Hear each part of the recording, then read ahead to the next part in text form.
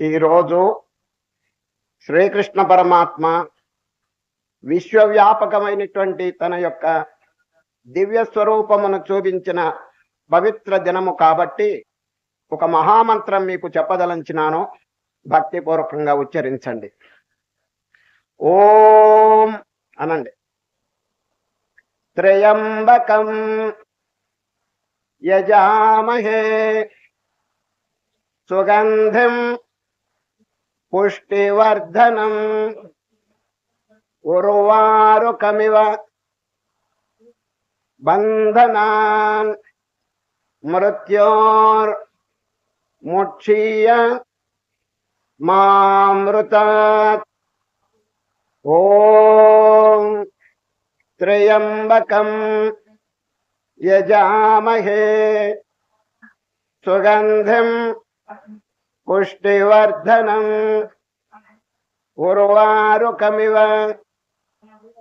బంధనాన్ మృత్యోర్ముక్షీయ మామృతాత్. ఓం త్రయంబకం యజామహే సుగంధిం పుష్టివర్ధనం ఉర్వారుకమివ బంధనాన్ మృత్యోర్ముక్షీయ మామృతాత్. హరి ఓం. ఇప్పుడు మీరు జపం చేసిన మంత్రం పేరు మృత్యుంజయ మహామంత్రం. జ్ఞాపకం పెట్టుకోండి, ఇది ఒక అద్భుతమైనటువంటి మంత్రం అండి. దీని యొక్క మహిమ ఏమిటని మీరు అడిగితే, ప్రమాదముల నుంచి తప్పిస్తుందండి ఈ మంత్రం. ప్రమాదం అంటే యాక్సిడెంట్ అంటారు. ఇంటి నుంచి బయటికి పోయిన తర్వాత ఏం జరుగుతుందో ఎవరికి తెలియదండి. ఏమి ప్రమాదం యాక్సిడెంట్ జరుగుతుందో తెలియదు. ప్రమాదం నుంచి తప్పించే మహత్తరమైనటువంటి శక్తి దీంట్లో ఉన్నదండి. దీనిలో బీజాక్షరములు చాలా ఉన్నాయండి. ఏ మంత్రమైనా అర్థం తెలుసుకుని జపం చేయటం చాలా మంచిది. ఇదివరకు మీకు చెప్పిన నా విషయం. దీని అర్థం కూడా సంక్షేపంగా చెప్తాను, వినండి. త్రయంబకం, 3 నేత్రములు కలిగిన ఓ పరమశివ, మిమ్మల్ని మేము యజామహే ఆరాధిస్తున్నాము. సుగంధిం పుష్టివర్ధనం, విశేషణములు ఎవరికి? ఆ పరమశివునికి. సుగంధిం అంటే సుగంధయుక్తులు లేక ఉత్తమ సంస్కారములతో కూడినటువంటి వారు. పుష్టివర్ధనం, ప్రాణుల యొక్క శక్తిని బలమును అభివృద్ధి చేసే మహనీయులు తమరు. మిమ్మల్ని మేము ఆరాధిస్తున్నాము. దేని కొరకు? ఉపమానం. ఉర్వారుకమివ బంధనాత్. ఉర్వారుకం అంటే దోసకాయ. దోసకాయ తీగకి తగులుకొని ఉంటుందండి. దోస తీగకు తొడివి, ఆ తొడివికి కాయ ఉంటుంది. ఆ కాయ రోజు రోజు లావెక్కుతుందండి. ఎందుకు ఎక్కుతుంది చెప్పండి? తొడివిలో నుంచి రసం ప్రవేశిస్తుంది దాంట్లో. ఆ తొడివిని కనుక తుంచి వేస్తే ఇక కాయ వృద్ధి పొందదు, అట్లాగే క్షీణించిపోతుంది. అదేవిధంగా ఓ పరమశివ, అనాది కాలం నుంచి మేము సంసార దుఃఖం అనేటువంటి తీగకు లతకు తగులుకున్నాం మేము. ఆ దుఃఖం అనేటువంటి రసం మాలో ప్రవేశించి నానా బాధలు కలుగు చేస్తున్నది మహానుభావ. కాబట్టి కొంచెం ఆ దుఃఖం నుంచి మమ్మల్ని వేరు చేయండి అని ప్రార్థిస్తున్నాం. అమృతాత్, మాకు బంధ విముక్తిని మోక్షమును కలిగించండి. అమృతత్వం అంటే మోక్షం అన్నమాట. అర్థమైందండి? మళ్ళీ చెప్తున్నాను. త్రయంబకం యజామహే, 3 నేత్రములు కలిగినటువంటి పరమశివుని మేము ఆరాధిస్తున్నాం.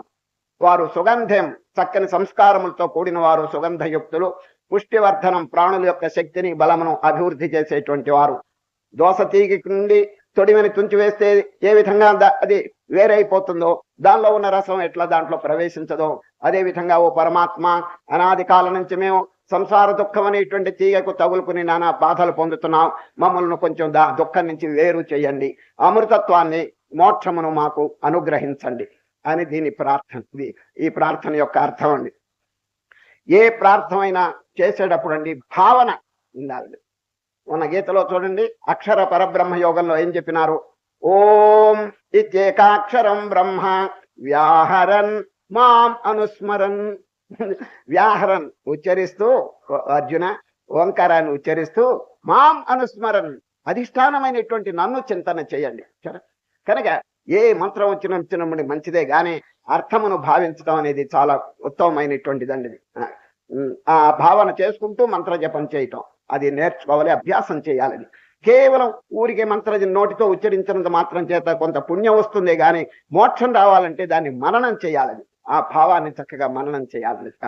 ఇప్పుడు ఎక్కడున్నాం చెప్పండి? భగవద్గీతలో మనం భక్తి షట్కంలో ఉన్నాం. అది 11. రేపు భక్తి యోగం కూడా భక్తి షట్కానికి చెందిందే. దాంతో భక్తి షట్కం పూర్తయిపోతుందండి 6 అధ్యాయములు. 13వ అధ్యాయం దగ్గర నుంచి అద్భుతమైనటువంటి ఆత్మ విచారణ. కర్మ భక్తిని గురించి చాలా మందికి పరిచయం ఉందండి, కానీ జ్ఞానమును గురించిన పరిచయం లేదు. అది ముఖ్యంగా మనం తెలుసుకోవలసినటువంటి విషయం అండి. నిష్కామ కర్మ చేయటంలో కూడా పెద్ద కష్టం లేదు, భక్తిని మనం అభ్యసించాలన్నా కూడా పెద్ద కష్టం లేదు. కానీ జ్ఞాన విచారంలో ప్రవేశించి అనుభూతిని పొందటంలో కొంత ప్రయాసం ఉంటుందండి. ఎందుకు అని మీరు అడగచ్చు. అనేక జన్మల నుంచి నెగటివ్ అట్మాస్ఫియర్ బాగా ప్రవేశించిందండి హృదయంలో. నెగటివ్ అంటే ఏమిటి? క్యారెక్టర్ చాలా హోప్లెస్ గా తయారైపోయిందండి. చరిత్ర శుద్ధి లేదండి, మనశుద్ధి, హృదయ శుద్ధి లేదు, ఇంద్రియములు ఇష్టం వచ్చినట్టు చెలరేగుతున్నాయి. అందుచేత ఈ ఏకాగ్రత గాని నిర్మలత్వం కానీ లేదండి. అర్థం 2 దోషాలు ఉన్నాయండి. మురికి దుమ్ము చేత కప్పబడింది, కదులుతున్నది. చూడండి, ముఖం ఎట్లయితే ఎవరికైనా కనిపిస్తుందా చెప్పండి? అది పోనీ మురికి తుడిచేసినాం అనుకోండి, కదులుతుంటే ఎట్లా కనిపిస్తుంది ముఖం చెప్పండి? 2 కదలకుండా ఉండటం ఒకటి, మురికి లేకుండా ఉండటం ఒకటి. ఈ విధంగా 2 గనక మనం ఏర్పాటు చేసుకుంటే అద్దంలో ముఖం అనేది స్వచ్ఛంగా కనిపిస్తుందండి. అద్దం అంటే ఏమిటి చెప్పండి? మన మనస్సు. ఆ మనస్సు అనేది అనేక జన్మల నుంచి అపవిత్రతను కూడగట్టుకుందండి. అది దోషములు, అనేక దుస్సంస్కారములు, దుర్వృత్తులు, దుర్గుణాలు, దుర్వాసనలు, వీటితో నిండి నిబిడీకృతం అయిపోయిందిగా. భగవంతుడు అధిష్టానం దగ్గరగానే ఉన్నాడండి. Nearest, God is nearest. కానీ అది కూడా సరి అయిన పదం కాదండి. దేవుడు దగ్గరగా ఉన్నాడని అనటం కూడా తప్పండి. ఎందుకంటే we ourselves are God. దేవుడు దగ్గరగా ఉన్నాడన్నా మనకంటే వేరుగా ఉన్నట్టు లెక్కే కదా. తప్పండి. మన స్వరూపంగానే ఉన్నాడండి భగవంతుడు. అహం బ్రహ్మాస్మి. మరి ఇంత దుఃఖం ఎందుకు పొందుతున్నాడు వాడు చెప్పండి? అవివేకం, ఇగ్నరెన్స్, అజ్ఞానం. ఈ అజ్ఞానమును పోగొట్టడానికి రేపు 13వ అధ్యాయం దగ్గర నుంచి శ్రీకృష్ణ పరమాత్మ అద్భుతమైనటువంటి విచారణ మనకు బోధిస్తాడండి. కాబట్టి అది కాలేజీ కోర్స్. ఇప్పుడు మనం ఎక్కడున్నామంటే హై స్కూల్ కోర్సులో ఉన్నామండి. ఎలిమెంటరీ కోర్సు పూర్తి చేసినామండి. ఆ కాలేజీ కోర్సు పూర్తి అయిన తర్వాత మనకి సర్టిఫికెట్ వస్తుందండి. Will become graduate. దాంతో ఈ ఆధ్యాత్మిక విద్యాభ్యాసం పూర్తి అయిపోతుంది. చక్కగా మనకి అనుభూతి కలుగుతుంది. మోక్షం అనేటువంటిది మనం కరతలామలకు అయిపోతుందండి. ఈ విద్య యొక్క ప్రయోజనం ఏమిటని ఎవరైనా అడిగితే ఇది పరోక్షమైనటువంటి ప్రయోజనం కాదండి, ప్రత్యక్షం. మీకెట్టా తెలుసున్న అడిగితే మొన్న 9వ అధ్యాయంలో ఏం చెప్పినారు చెప్పండి? ఏం చెప్పినారు? సుసుఖం కర్తుమవ్యయం రాజవిద్యా రాజగోక్యం పవిత్రమిదముత్తమం ప్రత్యక్షావగమం ధర్మ్యం సుసుఖం కర్తుమవ్యయం. ప్రత్యక్షం, you can realise it here and now. అది దేవుణ్ణి ఎక్కడో ఇంకో లోకంలో అనుభవించటం కాదు. You can realise God here and now. అది ఇప్పుడు ఇక్కడే దేవుణ్ణి పొందవచ్చు. ఎంత అద్భుతంగా చెప్పారు చూడండి. కనుక సద్య ఫలితం, సద్య ఫలితం ఇప్పుడిప్పుడే కలిగిపోతుంది చూడండి. ప్రత్యక్షావగమం ధర్మ్యం సుసుఖం కర్తుమవ్యయం. సుసుఖం తేలిక, ఇది ఆచరించటం పెద్ద కష్టమని ఎవరు అనుకుంటున్నారు? సోమరులు, ప్రయత్నం చేయని వారు అనుకుంటారు. కానీ ప్రయత్నం చేసేవాడికి పెద్ద లెక్క కాదండి ఇది. సరే, ప్రయత్నం చేసేటువంటి వారికి, ప్రతిరోజు అభ్యాసం చేసేటువంటి వారికి ఇది ఒక లెక్క కాదండి ఇది. ఏ కార్యమైనప్పటికీ సఫలీకృతం అయిపోతుందండి. దేని చేత? అభ్యాసం చేత, డైలీ ప్రాక్టీస్. అది సామాన్యమైన ప్రాపంచిక కార్యములోనే అభ్యాసం చేత ఎంతో ప్రావీణ్యం పొందుతున్నారు కదండి. మరి ఈ ఆధ్యాత్మిక విషయంలో కూడా ఎందుకు ప్రావీణ్యం పొందరు? తప్పకుండా పొందుతారు. Where there is a will there is a way. ధరించాలని కుతూహలం ఉంటే వాడు తప్పకుండా ప్రయత్నం చేస్తాడు. ప్రయత్నం చేస్తే వాడికి తప్పకుండా ఫలితం లభిస్తుందండి. సరే, ప్రయత్నం చేయకుండా సోమరిగా ఉంటే, ఏది సాధన చేయకుండా ఉంటే, ఒక ఆయనకండి కొడుకున్నాడండి. వాడిని స్కూల్లో వేశారు. వేస్తే వాడి పూర్వజన్మ సంస్కారం సరిగా లేక వాడు చదవటం లేదండి. సరిగ్గా పరీక్షలు వచ్చినాయి. పరీక్షలు వస్తే పరీక్షలు ఎగరకొట్టి ఇంట్లో కాలు మీద కాలేసుకుని కూర్చున్నాడండి వాడు దర్జాగా. పరీక్షలు జరుగుతున్నాయండి అక్కడ స్కూల్లో. ఆ పరీక్షలు ఎగరకొట్టి ఇంట్లో నుండి కాలు మీద కాలేసుకుని దర్జాగా ఇట్లా కూర్చుంటే తండ్రి గారికి కోపం వచ్చి, ఏరా పరీక్షలు ఎందుకురా ఎగరకొట్టావని వాడు అడిగాడు. పరీక్షలకు వెళ్ళి ఏం చేయమంటావు అన్నాడండి. ఏం చేయమంటే పరీక్షలు చక్కగా రాస్తే నీవు పాస్ కావచ్చు కదరా అన్నాడు. పాస్ అయ్యి ఏం చేయమంటావు అంటాడు. పాస్ అయితే డిగ్రీ వస్తుంది కదా, డిగ్రీ వస్తే వచ్చిన లాభం ఏంటన్నాడు. ఉద్యోగం వస్తుంది కదా, ఉద్యోగం వస్తే డబ్బు సంపాదించవచ్చు కదా అంటే, డబ్బు సంపాదిస్తే ఏమిటి జరిగేది, హాయిగా ఉండొచ్చు కదా అన్నాడు. నేను ఇప్పుడు కాలు మీద కాలు వేసుకుని హాయిగా లేను అన్నాడండి వాడు. పరమ సోమరి వాడు.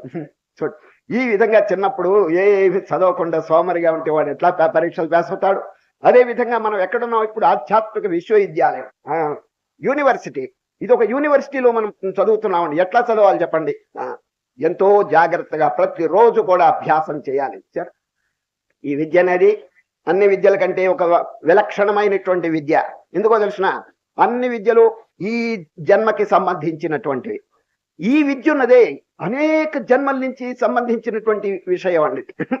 ఎన్ని జన్మల నుంచో వాడు నెగటివ్ అట్మాస్ఫియర్ ని సంపాదించుకుంటున్నాడు. వాడు అసుర ప్రవృత్తులు, దాన్ని పోగొట్టాలంటే ఎంత కష్టం చూడండి. ఇప్పుడు -5 అన్నదానికి -5, దాన్ని పోగొట్టాలంటే +10. చూడండి, +10 వాడు సంపాదించి తీరాల్సిందే, లేకపోతే -5 పోదండి. రుణం చేసినటువంటి వాడికి శాంతి కలగాలంటే ధనం సంపాదించాలి, వేరే దారి లేదండి. రుణం అంటే ఏమిటి? పాపం అనేక జన్మల నుంచి సంపాదించాడు. ఇప్పుడు పుణ్యం అనేటువంటి దాని చేత పాపం భస్మీభూతం అవుతుందని కృష్ణ పరమాత్మ ఘంటాబద్ధంగా చెప్పాడు. ఎవరు దిగులు పడవలసిన పని లేదు. పాపం చెయ్యమని కాదండి, ఏదో తెలిసో తెలియకో గ్రహపాటో ఏ పాటో ఏదో పూర్వం చేశాడు అనుకోండి, బురదలో కాలు పెట్టాడు, ఏడుస్తూ కూర్చుంటే ఎట్లా చెప్పండి? కడుక్కోవాలి, మరల బురదలో కాలు పెట్టకూడదు. అదండి మనం చేయవలసిన పని. ఏదో పొరపాటున బురదలో కాలు పెట్టాడు, ఇంకా ఏడుస్తూ కూర్చుంటే ఎట్లాగండి? పాపం చేసినాడు, ఇప్పుడు ఏం చేయాలి? కడుక్కోవాలి. పుణ్యం దేని చేత? పుణ్యం అనే దాని చేత కడిగి మరల పాపంలో ఏలు పెట్టకూడదు. భగవద్గీతలో ప్రమాణం చెప్తున్నాను, ఏషాం త్వంతగతం పాపం జనానాం పుణ్యకర్మణాం. చూడండి, పుణ్యకార్యముల చేత పాపం పోగొట్టుకోవాలి. చక్కని ఒక అథారిటీ మనకి ఇచ్చినాడండి. పాపం అనేది పోదు అని ఎవరైనా ఏడుస్తుంటే తప్పకుండా పోతుందని కృష్ణ పరమాత్మ చెప్పినారు. చూడండి, రుణం అనేది ఎందుకు పోదండి? అప్పు చేశారు, తప్పకుండా పోతుంది, మీరు సంపాదించండి. ఏషాం త్వంతగతం పాపం జనానాం పుణ్యకర్మణాం తే ద్వంద్వమోహ నిర్ముక్త భజంతే మాం దృఢవ్రత. అది మాస్టర్ గారండి, చిన్న క్లాస్ అండి, కిండర్ గార్టెన్ అంటే వీధి బడి అంటే మరీ చిన్న పిల్లలండి. వాళ్ళందరినీ కూర్చోబెట్టి పలకలు ఇచ్చి బలపాలు ఇచ్చి డిక్టేషన్ చెప్తున్నాడండి. ఎవరు? మాస్టర్ గారు. పుణ్యము అన్నాడండి, అందరి చేత రాయిస్తున్నాడు. పుణ్యము. వాళ్ళు సరిగా రాయకపోతే స్పెల్లింగ్ చెప్తున్నాడండి. పాకు కొమ్మిస్తే పో అని హెల్ప్ చేశాడు. అందరు రాసినారా పిల్లలు? బాగుందా. పాపము అన్నాడు, మళ్ళీ అందరికి పాపు దీర్ఘం ఇస్తే అని చెప్పి హెల్ప్ చేస్తున్నాడు. స్పెల్లింగ్ చెప్పాడు, చక్కగా రాశారు. నాయనా రాసినారా? 2 పదాలు రాసినాను. అందరు పలకలు తీసుకురమ్మన్నాడు. చూస్తే అందరూ కరెక్ట్ గా రాశారండి. భలే సంతోషించినాడు. కానీ ఒక్క పిల్లవాడు పొరపాటు రాశాడండి. ఏం రాశాడు తెలిసిన? పాపము అంటే పాము అని రాశాడండి వాడు. పాము అని రాశాడండి. ఏరా పాపము రాయమంటే నువ్వు పాము ఎందుకు రాశావంటే, సార్ 2 ఒకటే అన్నాడండి వాడు. పాము పాపము ఒకటి ఎట్లా అవుతుందిరా అన్నాడు. సార్, పాము కరిస్తే ఒక్క శరీరం చస్తుంది, పాపము కరిస్తే జన్మాంతరం పుడుతూ చస్తూ ఉంటాడు అన్నాడండి వాడు. మరి వాడెక్కడ వేదాంతం నేర్చుకున్నాడు కానీ ఎంత చక్కగా చెప్పాడు సార్. పాము కరిస్తే ఒక్క శరీరం చస్తుంది, పాపము కరిస్తే ఎన్ని జన్మలో పుడుతూ చస్తూ ఉంటాడు. పాపం అనే దాని యొక్క ఫలితం దుష్ఫలితం ఈ జన్మలోనే పూర్తి కాదండి, ఎన్ని జన్మలో వస్తాయండి వాడికి. మళ్ళీ పుట్టడం చావటం ఈ దౌర్భాగ్యం అంతా అనుభవిస్తుంది. కాబట్టి రిమూవ్ సిన్. అది పాపం అనేది కంప్లీట్ గా పోతే తప్ప మనం నిద్రపోకూడదండి. హృదయంలో పాపం ఎటువంటిదంటే ఒక పాము వంటిదండి. పాము కనుక దగ్గర పెట్టుకుంటే ఎంత ప్రమాదం చెప్పండి. ఇంట్లో గాని ఒంట్లో గాని పాము ఉండకూడదండి. అది ఎప్పుడు పోతే, ఎంత త్వరగా పోతే అంత మంచిదండి. అదే విధంగా పాపం అనేటువంటిది పరిశోధన చేసుకుని హృదయంలో ఏదైనా దోషం, ద్వేషం, పాపం, అసూయ ఇటువంటిది కనుకుంటే వెంటనే దాన్ని తెరవేయటం చాలా మంచిదండి. ఇప్పుడు మనం ఎక్కడున్నాం చెప్పండి? భక్తి షట్కంలో ఉన్నాం. ఈ భక్తి షట్కం ఇంకొక అధ్యాయంతో పరిసమాప్తం అవుతుంది. ఇప్పుడు ఒక్క విషయం ఆలోచించి నేను అధ్యాయంలో ప్రవేశిస్తాను. ఏమిటంటే, ఈ భక్తి మార్గంలో అనేక మంది మహనీయులు ఉన్నారు. అనేక మంది, వేల మంది మహనీయులు భక్తి మార్గాన్ని అనుసరించినారు. కానీ హూ ఈజ్ సుపీరియర్? ఈ భక్తి మార్గంలో మహోన్నతమైనటువంటి స్థానం ఆక్రమించుకున్న వారు ఎవరు అనేటువంటి ప్రశ్న వచ్చినప్పుడు ఈ భక్తి మార్గంలో మనకి ప్రమాణం ఎవరో తెలుసండి? నారదుల వారండి. సరే, మీకు భక్తి మార్గంలో ఏదైనా డౌట్ వస్తే రెఫర్ నారద. నారదుల వారు ఒక పుస్తకం రాశారు, దాని పేరు నారద భక్తి సూత్రం. చూచారు? నారద భక్తి సూత్రం. మనకి ఏదైనా డౌట్ వస్తే దాన్ని చూడాలండి. మీకు జ్ఞానంలో కనుక ఏదైనా డౌట్ వస్తే వ్యాసులు వారు రాసినటువంటి బ్రహ్మసూత్రాన్ని రిఫర్ చేయాలంటే, వ్యాసులు వారు బ్రహ్మసూత్రం అని జ్ఞాన సంబంధంగా రాసినారు. మనకి జ్ఞానంలో డౌట్ వస్తే అది చూడాలి. లేకపోతే యోగ మార్గంలో గనక మనకి ఏదన్నా సందేహం వస్తే పతంజలి యోగ సూత్రం అని రాసినాడు. దానిలో మనం చూస్తే సందేహాలు తొలగిపోతాయి. అర్థమైంది కదండి? యోగానికి పతంజలి, జ్ఞానానికి వ్యాస మహర్షి, భక్తికి అండి నారదుడు. ఇప్పుడు ఈ భక్తి మార్గంలో మనకి ఏదైనా డౌట్ వస్తే నారదుల వారిని సంప్రదించాలి. ఇది నారద భక్తి సూత్రం. నారదుల వారండి భక్తి సూత్రం రాస్తూ మధ్యలో వారికి ఒక సంకల్పం కలిగిందండి. ఎవరికి? నారదుల వారికి. ఏం సంకల్పం తెలిసిన? గోపికలకు భక్తిని గురించి బోధిస్తే ఎంత బాగుంటుందని వ్రజదేశానికి వెళ్ళాడండి. ఇది గోపికలు ఉండేటువంటి చోటండి. అక్కడికి వెళ్ళాడు, అందరిని ఆహ్వానించాడు. గోపికలారా, దయచేయండి, మీకు అందరికీ భక్తిని బోధించాలనే అభిప్రాయం నాకు కలిగింది. అందరు వచ్చి సమావేశమై కూర్చోండి అన్నారు. అందరూ వచ్చి కూర్చున్నారు. కానీ అందరూ ఒక్క ప్రార్థన చేశారు. నారద మహర్షి గారు, మాకందరికీ భక్తిని కూర్చి బోధించాలని మీరు చెప్పినారు, చాలా బాగుంది. కానీ చూడండి, గోపికలు చెప్తున్నారు, అంత బాగుంది, కానీ వినే అవకాశం మాకు తక్కువ అండి. మా మనస్సు నిరంతరం కృష్ణ పరమాత్మ యొక్క పాదార విందములను స్మరణ చేస్తున్నది. మీ ఉపన్యాసం వినటానికి మాకు తీరిక లేదు, దయచేసి క్షమించండి, వచ్చిన దారిని వెళ్ళండి అని ప్రార్థన చేశారండి. ఎవరు? గోపికలు. నారదుల వారు ముక్కు మీద వేలేసుకుని, నేనేదో భక్తిని బోధించాలని వస్తే నాకే భక్తి అంటే ఏమిటో బోధించేశారు వీళ్ళు అని వెంటనే పరిగెత్తి వెళ్ళి సూత్రం రాశాడండి. ఏది? భక్తి సూత్రం.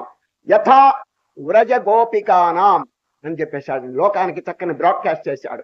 ఓ జనులారా, భక్తిని గురించి తెలుసుకోవాలంటే ముందు గోపికల యొక్క స్వరూపం తెలుసుకోండి, గోపికల దగ్గర నేర్చుకోండి. వారి మనస్సు ఒక్క క్షణమైనా కూడా ఖాళీగా ఉండదండి. ఏ పని చేస్తున్నప్పటికీ కృష్ణ కృష్ణ కృష్ణ అని స్మరణ చేస్తుంటారు. వారి వృత్తి ఏమిటి చెప్పండి? పాలు పెరుగు ఇవన్నీ అమ్ముకుంటూ ఉంటారండి. ఎవరు? గోపికలు. ఒక గోపిక పాలు పెరుగు కుండలో వేసుకుని 2 కుండలు నెత్తిన పెట్టుకుని వీధిలో పోతూ ఏమని అన్నదో తెలుసండి? విక్రేతు కామాకెల గోపకన్య మురారి పాదాంబుజ చిత్త వృత్తి దధ్యాధికం మోహవశాదవోచత్ గోవింద దామోదర మాధవేతి. ఏమండి, ఎవరికైనా పాలు పెరుగు కావాలని కదా కేక వేయాలి. ఆ అమ్మగారండి అట్లా కేక వేయటం లేదండి. ఎవరికైనా గోవిందుడు కావాలనా, ముకుందుడు కావాలనా, మురారి కావాలనా అని కేకలు వేస్తున్నది. చూడండి, విక్రేతు కామాకెల గోపకన్య మురారి పాదాంబుజ చిత్త వృత్తి. వారి మనస్సు ఎక్కడుంది? పాల మీద లేదు, పెరుగు మీద లేదు, మురారి పాదాంబుజ చిత్త వృత్తి. కనుక ఏం చేస్తున్నారు? దధ్యాధికం మోహవశాదవోచత్ గోవింద దామోదర మాధవేతి. గోవింద దామోదర మాధవ అని చెప్పి కేకలు వేసుకుంటూ వాళ్ళు అమ్ముకుంటున్నారండి. కనుకనే ఈ విషయం గమనించి నారదుల వారండి ఫస్ట్ మార్క్ ఇచ్చాడండి. ఎవరికి? గోపికలకి. ఈ భక్తిలో మహోన్నతమైనటువంటి స్థానాన్ని ఆక్రమించుకున్నారు గోపికలు అని ఆ గోపికల దగ్గర నేర్చుకోండి ఆ భక్తిని. సూత్రం కూడా రాసి పెట్టేశాడు. యథా వ్రజ గోపికానాం అని నారద భక్తి సూత్రంలో సూత్రం అనేది. కనుక ఇప్పుడు ఈ భక్తి మార్గంలో మనం ఉన్నాం కాబట్టి ఏమండి, భక్తి అంటే ఎటువంటిదో వారి యొక్క చరిత్ర కనుక చూస్తే మనకి తెలుస్తుందండి. ఇతరమైనటువంటి కార్యక్రమాలన్నీ వదిలిపెట్టి ఒకే వస్తువుని ధ్యానించటం పేరు అనన్య భక్తి. అనన్య. ఈ రోజు కూడా ఆ పదం వస్తుందండి. ఈ అధ్యాయం 11వ అధ్యాయం చివర ఒక ప్రశ్న వస్తుందండి. విశ్వరూపం చూపిస్తారు కదా, ఈ విశ్వరూపం కేవలం అర్జునుడేనా, ఇంకెవరైనా చూడగలరా అనే ప్రశ్న వచ్చిందండి. వస్తే కృష్ణ పరమాత్మ ఆయన ఎనీబడి కెన్ సీ, ఎవరైనా చూడవచ్చునని చెప్పి ఘంటాపదంగా చెప్పేశాడండి. నాహం వేదై న తపసా న దానేన న చేజ్యయా శక్య ఏవం విధో ద్రష్టుం దృష్టవానసి మాం యథా. దేనివల్ల చూడగలరు? భక్త్యా త్వనన్యయా శక్య అహమేవం విధోర్జున. అనన్యమైన భక్తి.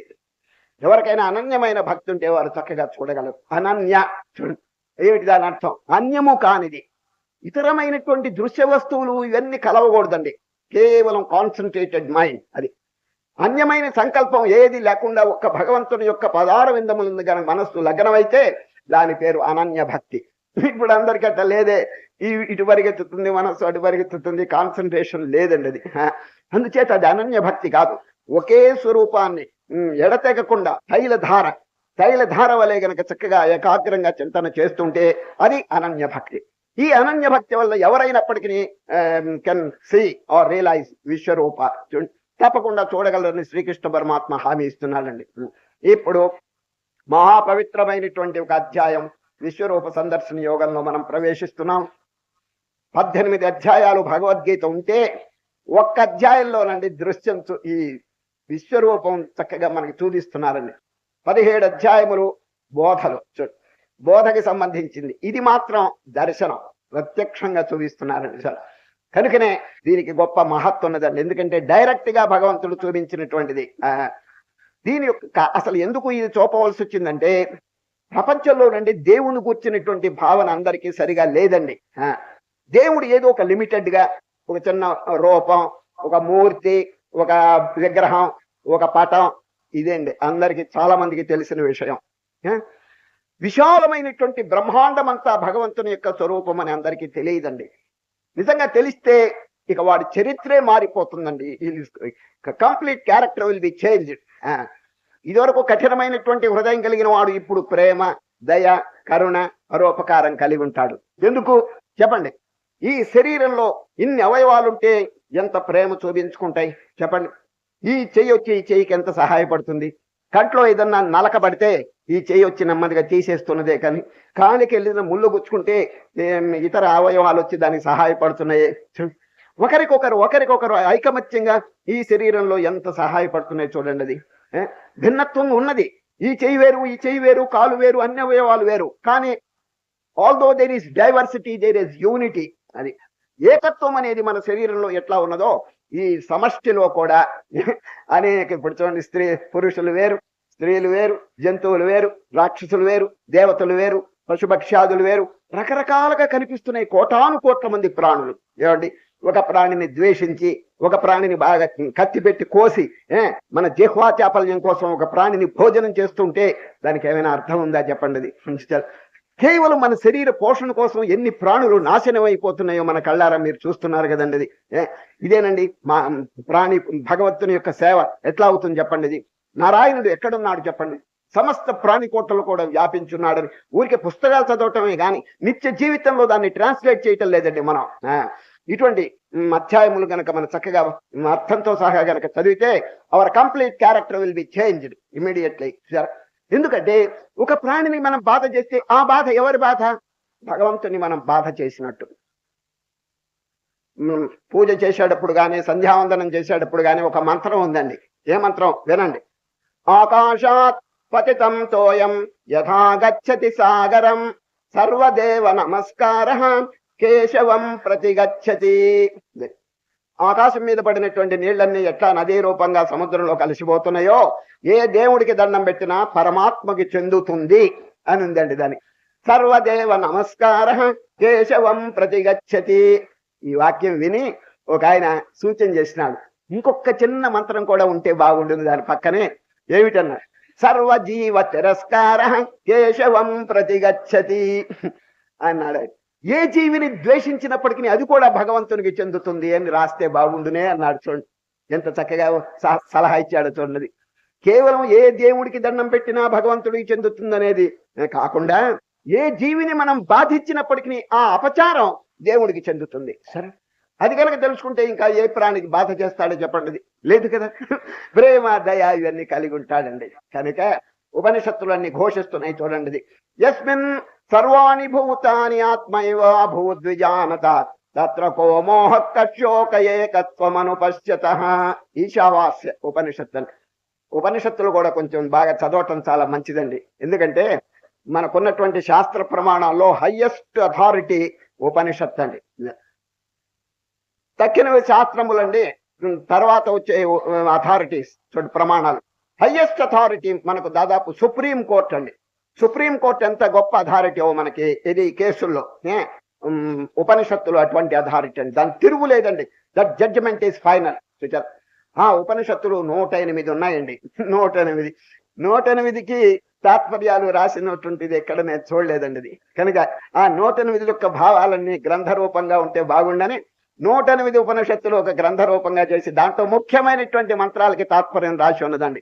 దాని పేరు ఉపనిషత్ రత్నాకరం. దానిలో ఒక్కొక్క ఉపనిషత్తులో ఎంత అమోఘమైనటువంటి విషయాలు చెప్పబడి నేను నోటితో చెప్పడం కాదండి, అది కనుక బాగా చింతన చేస్తుంటే జీవితమే మారిపోతుందండి అది. చూడండి, ఒక మంత్రం చెప్తాను. మొదటి ఉపనిషత్తు, యస్మిన్ సర్వాణి భూతాని ఆత్మైవా భూద్విజానత తత్ర కో మోహ కశోక ఏకత్వమనుపశ్యత. బ్రహ్మాండమంతా యూనిటీ, ఒకే స్వరూపం అని తెలుసుకుంటే ఎవరి మీద అసూయ అడుగుతున్నాడు. చూడండి ఉపనిషత్కారు, ఎవరి మీద ద్వేషం, ఎవరి మీద రోషం, ఎవరిని కొడతావు, ఎవరిని తిడతారు చెప్పండి. అంతా ఒకే స్వరూపం అని తెలిసినప్పుడు ఇంకా ఎవరిని బాధిస్తారు. కాబట్టి his character will be completely change, మారిపోతుందండి. కనుక ఈ విశ్వరూపం కూడా అందుకేనండి చూపించేది. సరే, అర్జునుడు గారు ప్రశ్న అడుగుతారు ఇప్పుడు. ఈ అధ్యాయంలో మొట్టమొదట కృష్ణుడు చెప్పరండి, అర్జునుడు గారు తన యొక్క అనుభవాన్ని వెల్లడిస్తున్నారు. ఈ అధ్యాయంలో ఏ విధంగా వెల్లడిస్తున్నారో చూడండి. కృష్ణ, నా మీద అనుగ్రహం చేత మీరు చక్కగా బోధ చేస్తున్నారు. ఇప్పటికి ఎన్ని అధ్యాయాలైనవి చెప్పండి? 10 కదండి. అంటే 10 అంశులు మంది తాగారండి. ఎవరు? అర్జునుడు. నా రోగం, నా మోహం, నా యొక్క సంశయములన్నీ కూడా దూరీకరింపబడినని ఇప్పుడే చెప్పేస్తున్నారండి. సామాన్యంగా అందరూ చెప్తారు 18 అంశులు మందు తాగితే 18 అధ్యాయములు వింటే అర్జునుడి యొక్క సంశయములు తొలగిపోయినాయని జనరల్ గా చెప్తుంటారు. దానికి ప్రమాణం ఉన్నదండి. ఎక్కడ? చివరి అధ్యాయంలో, నష్టో మోహ స్మృతి లబ్ధ త్వత్ప్రసాదాన్మయాచ్యుత స్థితోస్మి గత సందేహ కరిష్యే వచనం తవ. ఇదండి ప్రమాణం. అర్జునుడు డైరెక్ట్ గా చెప్పేసినాడు, నా మోహం, నా సంశయములు, నా యొక్క అజ్ఞానం ఇవన్నీ కూడా పోయినాయి అని చెప్పి ఘంటాపథంగా చెప్పేశాడు. ఎవరు? అర్జునుడు. కానీ 10 అంశులు, ఇంతవరకు 10 అధ్యాయాలు అయినాయండి. 10 అంశులు మందు తాగాడు. వెంటనే అర్జునుడు గారు తన అనుభవాన్ని వెల్లడిస్తున్నారు ఈ అధ్యాయం మొదట్లో. చూడండి, కృష్ణ, నా మీద అనుగ్రహం చేత ఏం మీరు బోధ చేసినారో 10 అధ్యాయములు, దాన్ని వినంగానే నా సంశయములు దూరీకరింపబడిని, నా యొక్క మోహం, నా యొక్క సందేహములన్నీ కూడా తొలగింపబడ్డాయని చక్కగా తన యొక్క అనుభూతిని వెల్లడిస్తున్నాడు. చూడండి, మదనుగ్రహాయ పరమం గుహ్యమధ్యాత్మ సంజితం యత్వయోక్తం వచస్తేన మోహోయం విగతో మమ. ప్లీజ్ అండర్లైన్, మోహోయం విగతో మమ. మమ మోహ విగత. విగత అంటే నశించిపోయింది, మోహం అంటే అజ్ఞానం. ఎంత డైరెక్ట్ గా చెప్పేసినాడు చూడండి. అందరికి ఏదో 18 అధ్యాయములు విన్న తర్వాత వీరి మోహం పోయిందని చెప్పి అనుకుంటుంటే 10 అధ్యాయములకే అర్జునుడు గారు డైరెక్ట్ గా చెప్పేస్తున్నాడు, my ignorance is gone, my doubts are cleared అని చెప్పి చక్కగా చెప్పేస్తున్నారండి. చూచారండి. కనుక దీన్ని బట్టి మనం ఏం తెలుసుకోవాలి? ఈ medicine, how much potential this medicine, Bhagavad Gita అనేటువంటి మందు, భవరోగానికి మందు ఎంత శక్తివంతమైందో మనం కొంచెం ఆలోచించండి. అది ఇచ్చినటువంటి డాక్టర్ గారు ఎంత గొప్పవాడో ఆలోచించండి. ఎవరు డాక్టర్ చెప్పండి? కృష్ణ పరమాత్మ. వారెంత గొప్పవారు, మందు ఎంత గొప్పది, సేవించిన వారు ఎంత అనుపానంతో జాగ్రత్తగా సేవించినారో అది కూడా మీరు ఆలోచించండి. కనుకనే ఇమ్మీడియట్ ఎఫెక్ట్ వచ్చేసిందండి. కొందరు మందు సరిగా పథ్యం ప్రకారం వాళ్ళు చేయరండి, ఏదో రకరకాలుగా, వారికి రోగం సరిగా పోదండి. అది అట్లా కాదే. అర్జునుడు ఎంతో పథ్యం, దాన్ని జాగ్రత్తగా దాన్ని వాడుకున్నారండి. వారు చెప్పినటువంటి బోధను నిత్య జీవితంలో బాగా చింతన చేసుకుంటూ జాగ్రత్తగా దాన్ని ఆచరణలో పెట్టారు. వెంటనే వారికి పోయింది ఏది? ఈ మోహం అనేటువంటి. కనుకనే మదనుగ్రహాయ పరమం గుహ్యమధ్యాత్మ సంజితం యత్వయోక్తం వచస్తేన మోహోయం విగతో మమ. ప్లీజ్ అండర్లైన్, మోహోయం విగతో మమ. మై ఇగ్నోరెన్స్ ఇస్ గాన్ అని చెప్పి ఘంటాబద్ధంగా చెప్పేసినాడండి. ఇది ఎప్పుడు సంభవిస్తుంది చెప్పండి? చెప్పేటువంటి గురువు గారు ఎంతో అనుభూతి పొందినటువంటి మహనీయుడుగా ఉండి వినేటువంటి శిష్యుడు అర్హత కలిగినటువంటి శిష్యుడుగా ఉంటే, if the master is a experienced person, if the disciple is a qualified disciple, ఇటువంటి రిజల్ట్ వస్తుందండి. లేకపోతే రాదు. గురు శిష్యులు ఇద్దరు జాగ్రత్తగా ఉండాలండి. సార్, ఇప్పుడు టెలిఫోన్ మీరు చెవిలో రిసీవర్ పెట్టుకుని టెలిఫోన్ వింటున్నారండి. చెప్పేటువంటి వాడు జాగ్రత్తగా ఉండాలండి. ఆయన రిసీవర్ చెవిలో పెట్టుకోవాలి. వినేటువంటి వాడు కూడా రిసీవర్ చెవిలో పెట్టుకోవాలండి. ఇద్దరు జాగ్రత్తగా ఉన్నప్పుడే ఈ సంభాషణ మనకి వినిపిస్తుందండి. చూచారా? ఒకరు కొంచెం జాగ్రత్తగా ఉండి ఇంకొకరు అజాగ్రత్తగా ఉంటే మాటలు వినిపించవండి. అదేవిధంగా గురువు అయినటువంటి శ్రీకృష్ణ పరమాత్మ వారి విషయం అందరికీ తెలుసును. ఇక్కడ అర్జునుడు గారేమో అర్హత కలిగినటువంటి మహనీయుడు. వారిద్దరి యొక్క కాంబినేషన్ వల్ల అండి అద్భుతమైనటువంటి పరిణామాలు కలిగినాయి. 18 అధ్యాయముల వరకు మనం వేచి ఉండవలసిన పని లేదండి. 11వ అధ్యాయంలోనే రిజల్ట్ వచ్చేసిందండి. ఏం రిజల్ట్ చెప్పండి? మోహోయం విగతో మమ. అర్జునుడు యొక్క ఆ మోహం, ఆ సందేహములన్నీ కూడా పటాపంచలైపోయినాయండి. సార్, గురువు చక్కగా బోధించినప్పటికీ శిష్యుడు ఏకాగ్రంగా వినకపోయినా, శిష్యునికి అర్హత లేకపోయినా, శిష్యునికి హృదయ పవిత్రత లేకపోయినా ఇటువంటి రిజల్ట్స్ కలగవండి. ఒక ఆశ్రమంలో జరిగిన విషయం చెప్తున్నాను. 4 శిష్యులు ఉన్నారండి ఓ గురువు గారికి. ఆ ఆశ్రమం ఎక్కడున్నో తెలుసండి. ఒక పట్టణానికి 5 మైళ్ళ దూరంలో ఉందండి. ఒక పట్టణం, సిటీ, పెద్ద సిటీ, దానికి 5 మైళ్ళ దూరంలో ఏకాంతంగా ఒక ఆశ్రమం ఉంది. గురువు గారు 4 శిష్యులు ఉన్నారండి. ఒకనాడు ఏమైంది తెలుసండి, ఈ ఆశ్రమంలో ఏదైనా గనక వస్తువులు కావాలంటే ఈ శిష్యులు వెళ్ళి టౌన్లో, సిటీలో ఆ పదార్థములు కొని తెచ్చుకుంటుంటారు ఈ ఆశ్రమంలో వాడుక కోసం. ఈ విధంగా 4 శిష్యులు అప్పుడప్పుడు పోతుంటారు, వస్తుంటారండి పదార్థములు తీసుకుని ఆశ్రమ అవసరాలకి. ఒకనాడు ఏం జరిగిందంటే పట్టణంలో ఒక పెద్ద ట్రాజెడీ, మహా ఆపత్తు జరిగిందండి. ఏమిటంటే లారీ పోతుంటే ఎవడో దాని చక్రాల కింద పడ్డాడండి. తల పగిలిపోయిందండి, మెదడు బయటికి వచ్చిందండి, అంత రక్తస్రావం అయిపోయింది. ఓ చుట్టూ అంత పోలీసులు మనుషులు అంత చేరినారు. ఎవడు వీడు ప్రతివారు మావాడు కాదని చెప్పి ఎవ్వరు మావాడని చెప్పలేదండి. వాడు ఎక్కడో పరాయి వాడు వచ్చి దాని కింద పడ్డాడు. పోలీసులు అంతా బాగా విచారణ చేస్తున్నారు.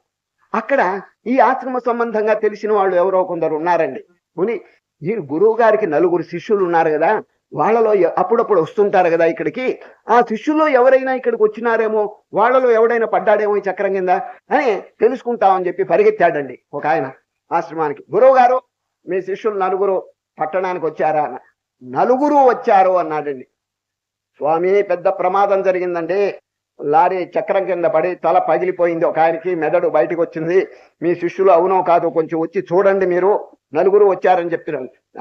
గురువు అన్నాడు, మీ మాటలను బట్టి చూస్తే మా శిష్యులు కాదు అనేసాడండి వాడు. అయ్యే, చూడకుండా ఎట్లా చెప్తారండి మీరు చెప్పారు కదండి, తల పగిలి మెదడు బయటకు వచ్చిందని చెప్పారు కదా, మా శిష్యులకి మెదడే లేదు అన్నాడండి ఆయన. బ్రెయిన్లెస్ ఫెలోస్ అనమాట వాళ్ళు, మెదడు లేనటువంటి. ఎంత కష్టం చెప్పండి అటువంటి వాళ్ళకి బోధ చేయటం. కనుక గురువు శిష్యుడికి బోధ చేయాలంటే కొంచెం కామన్ సెన్స్, కొంచెం బ్రెయిన్ ఉండాలండి, మెదడు. ఇప్పుడు అర్జునుడు గారి మెదడు ఎంత తీవ్రంగా ఉందో జాగ్రత్తగా చూడండి. మొదటి నుంచి వైరాగ్యం. నకాంక్షే విజయం కృష్ణ నచ రాజ్యం సుఖాని చ కిం నో రాజ్యేన గోవింద కిం భోగైర్జీవితేన. నోరు తెరవంగానే వైరాగ్యం ఉట్టిపడిందండి ఎవరికి? అర్జునుడికి. చూడండి, I don't care for Kingdom Nar for luxuries Nar for anything అని చెప్పి మొదట్లోనే క్యాన్సిల్ చేసి పారేశాడు. ఇక తర్వాత చూడండి ఎంత పవిత్రమైనటువంటి గుణములు కలిగి ఉంటాయి. మనం చెప్పడం కాదు, కృష్ణ పరమాత్మే చెప్పినారు. ఓ అర్జున, మీలో అసూయ లేదు, మీలో ద్వేషం లేదు, మీలో పాపం లేదు, అనఘ ఈ విధంగా సంబోధన చేస్తున్నారు. కాబట్టే వెంటనే ఈ 10 అధ్యాయములు వినంగానే అర్జునునికి రిజల్ట్ వచ్చేసిందండి. పరమానందపడి చెప్తున్నాడు, కృష్ణ, ఆహా, నా జ్ఞానం, నా మోహం, నా సంశయములు అంతరించిపోయినాయి. కానీ అంటాడు, మీ యొక్క విశ్వవ్యాపకమైనటువంటి స్వరూపం చూడాలనే అభిప్రాయం నాకు ఉన్నది. చూపండి అని అడగలేదండి. ఆ అడగటంలో ఎంత మర్యాద ఉన్నదో కొంచెం బాగా ఆలోచించండి. మహనీయులు ఈ విధంగా కమాండు, డిమాండు ఇటువంటి ఏమి ఉండదండి. ఎంత వినయంగా అడుగుతున్నాడు చూడండి అర్జునుడు గారు. గురుదేవుడైనటువంటి కృష్ణ పరమాత్మను విశ్వరూపం చూడాలనే అభిప్రాయం కలిగి ఉన్నప్పుడు ఎంత వినయంగా అడుగుతున్నాడు చూడండి. మన్యసే యది, చూడండి, యది అంటే ఇఫ్, మన్యసే యది తచ్చక్యం మయా ద్రష్టుమితి ప్రభో యోగేశ్వర తతో మే త్వం దర్శయాత్మానమవ్యయం. కృష్ణ, విశ్వరూపం బ్రహ్మాండమంతా వ్యాపించిన మీ స్వరూపం చూడాలనే అభిప్రాయం నాకున్నది. చూడటానికి నాకు అర్హత ఉన్నదని తమరు భావించే పక్షంలో దయచేసి చూపించండి. నాకు చూడటానికి అర్హత లేదని తమరు భావిస్తే చూపవద్దు అంటున్నాడు. చూడండి, if I am qualified to see the విశ్వరూప please show me, if I am not qualified do not show me. ఇదండి వారి ప్రార్థన. ఇఫ్ అంటాడు, మన్యసే యది తచ్చక్యం మయా ద్రష్టమితి ప్రభో యోగేశ్వర తతో మే త్వం దర్శయాత్మానమవ్యయం. దీని పేరేమంటారు తెలుసండి? పరిప్రశ్న. గురువుని ప్రశ్న అడగకూడదండి. ప్రశ్న అంటే మామూలుగా మోటుగా అడగటం, ఏమండి చూపించండి, చెప్పండి, ఈ విధంగా అడగటం ప్రశ్న. వీరు అట్లా కాదు, పరిప్రశ్న. ఈ పరిప్రశ్న ఎటికెట్. శిష్యుడు గురువు దగ్గర ఎట్లా ఉండాలో మొన్న 4వ అధ్యాయంలో కృష్ణ పరమాత్మ చక్కగా చెప్పారు. సందర్భం వచ్చింది కాబట్టి చెప్తున్నాను. గురువు దగ్గర ఎట్లా ఉండాలో తెలుసండి. ముందు సాష్టాంగ నమస్కారం పెట్టాలని. చిన్న నమస్కారం కాదు, సాష్టాంగ నమస్కారం పెట్టండి. తద్విద్ధి ప్రణిపాతేన. ప్రణిపాతం, పాతం, నిపాతం, ప్రణిపాతం. You must fall down completely. అన్ని అంగములు కూడా నేలకి తగలాలంటాడు. వినయం చూడండి. తద్విద్ధి ప్రణిపాతేన పరిప్రశ్నేన. చూడండి, ప్రశ్న కాదు, పరిప్రశ్నే. సేవయా, విసరండి, గురువు గారికి విసనకర్త విసరండి, లేకపోతే ఊడవండి కొంచెం, ఇది ఒక సేవ. ఉపదేక్షంతి తే జ్ఞానం జ్ఞానినస్తత్వదర్శిన. మీరు కనుక ఈ విధంగా వినయ విధేయతలు కనుక ప్రకటిస్తే వారు ఎంతో ఉల్లాసంతో ఉత్సాహంతో మీకు బోధ చేస్తారు. అట్లా కాకుండా అహంకారం గర్వం కనుక మీరు ప్రకటిస్తే వారు చెప్పరు. చెప్పకపోతే వచ్చే నష్టం ఏమిటి? మనం నష్టపడతాం. చూచారా, అగాధమైనటువంటి రహస్యాలు మనకేం తెలుసండి? చూచారు, ఎటువంటి సైన్స్ చెప్పండి, ఇది ఇదంత సటిల్ సబ్జెక్ట్. అది మనస్సుకు సంబంధించినటువంటిదండి, ఫిజికల్ కాదు. ఇది మెంటల్, మోరల్, స్పిరిచువల్. ఇది అనుభవం కలిగిన వారికి తెలుస్తుంది, కానీ తక్కిన వారికి ఎట్లా తెలుస్తుంది? కాబట్టి మనం ఎంతో వినయ విధేయతలతో గురువు గారి సేవ చేయాలి. ఇప్పుడు అర్జునుడు గారికి ఆ ఉన్నది కాబట్టి, ఆ ఎటికెట్ బాగా తెలుసు కాబట్టి వినయంతో ప్రశ్న చేస్తున్నాడు. కృష్ణుడు గారు దానికి జవాబు చెప్తున్నారు. చూడండి, నాకు అర్హత ఉంటే అని అడిగాడు కదా, ఎందుకు అర్హత లేదు? తప్పకుండా ఉన్నదిగా, అది వారికి తెలుసును. అందుచేత ఓ అర్జున, చక్కగా మీకు చూపిస్తున్నాను, మీరు చూడండి విశ్వరూపం అని ఒక చిన్న వాక్యం చెప్తున్నారండి. ఎవరు? కృష్ణ పరమాత్మ ఇప్పుడే చూపిస్తున్నారు విశ్వరూపం. కానీ అర్జున, ఈ కళ్ళ చేత మీరు చూడలేరు అన్నాడు.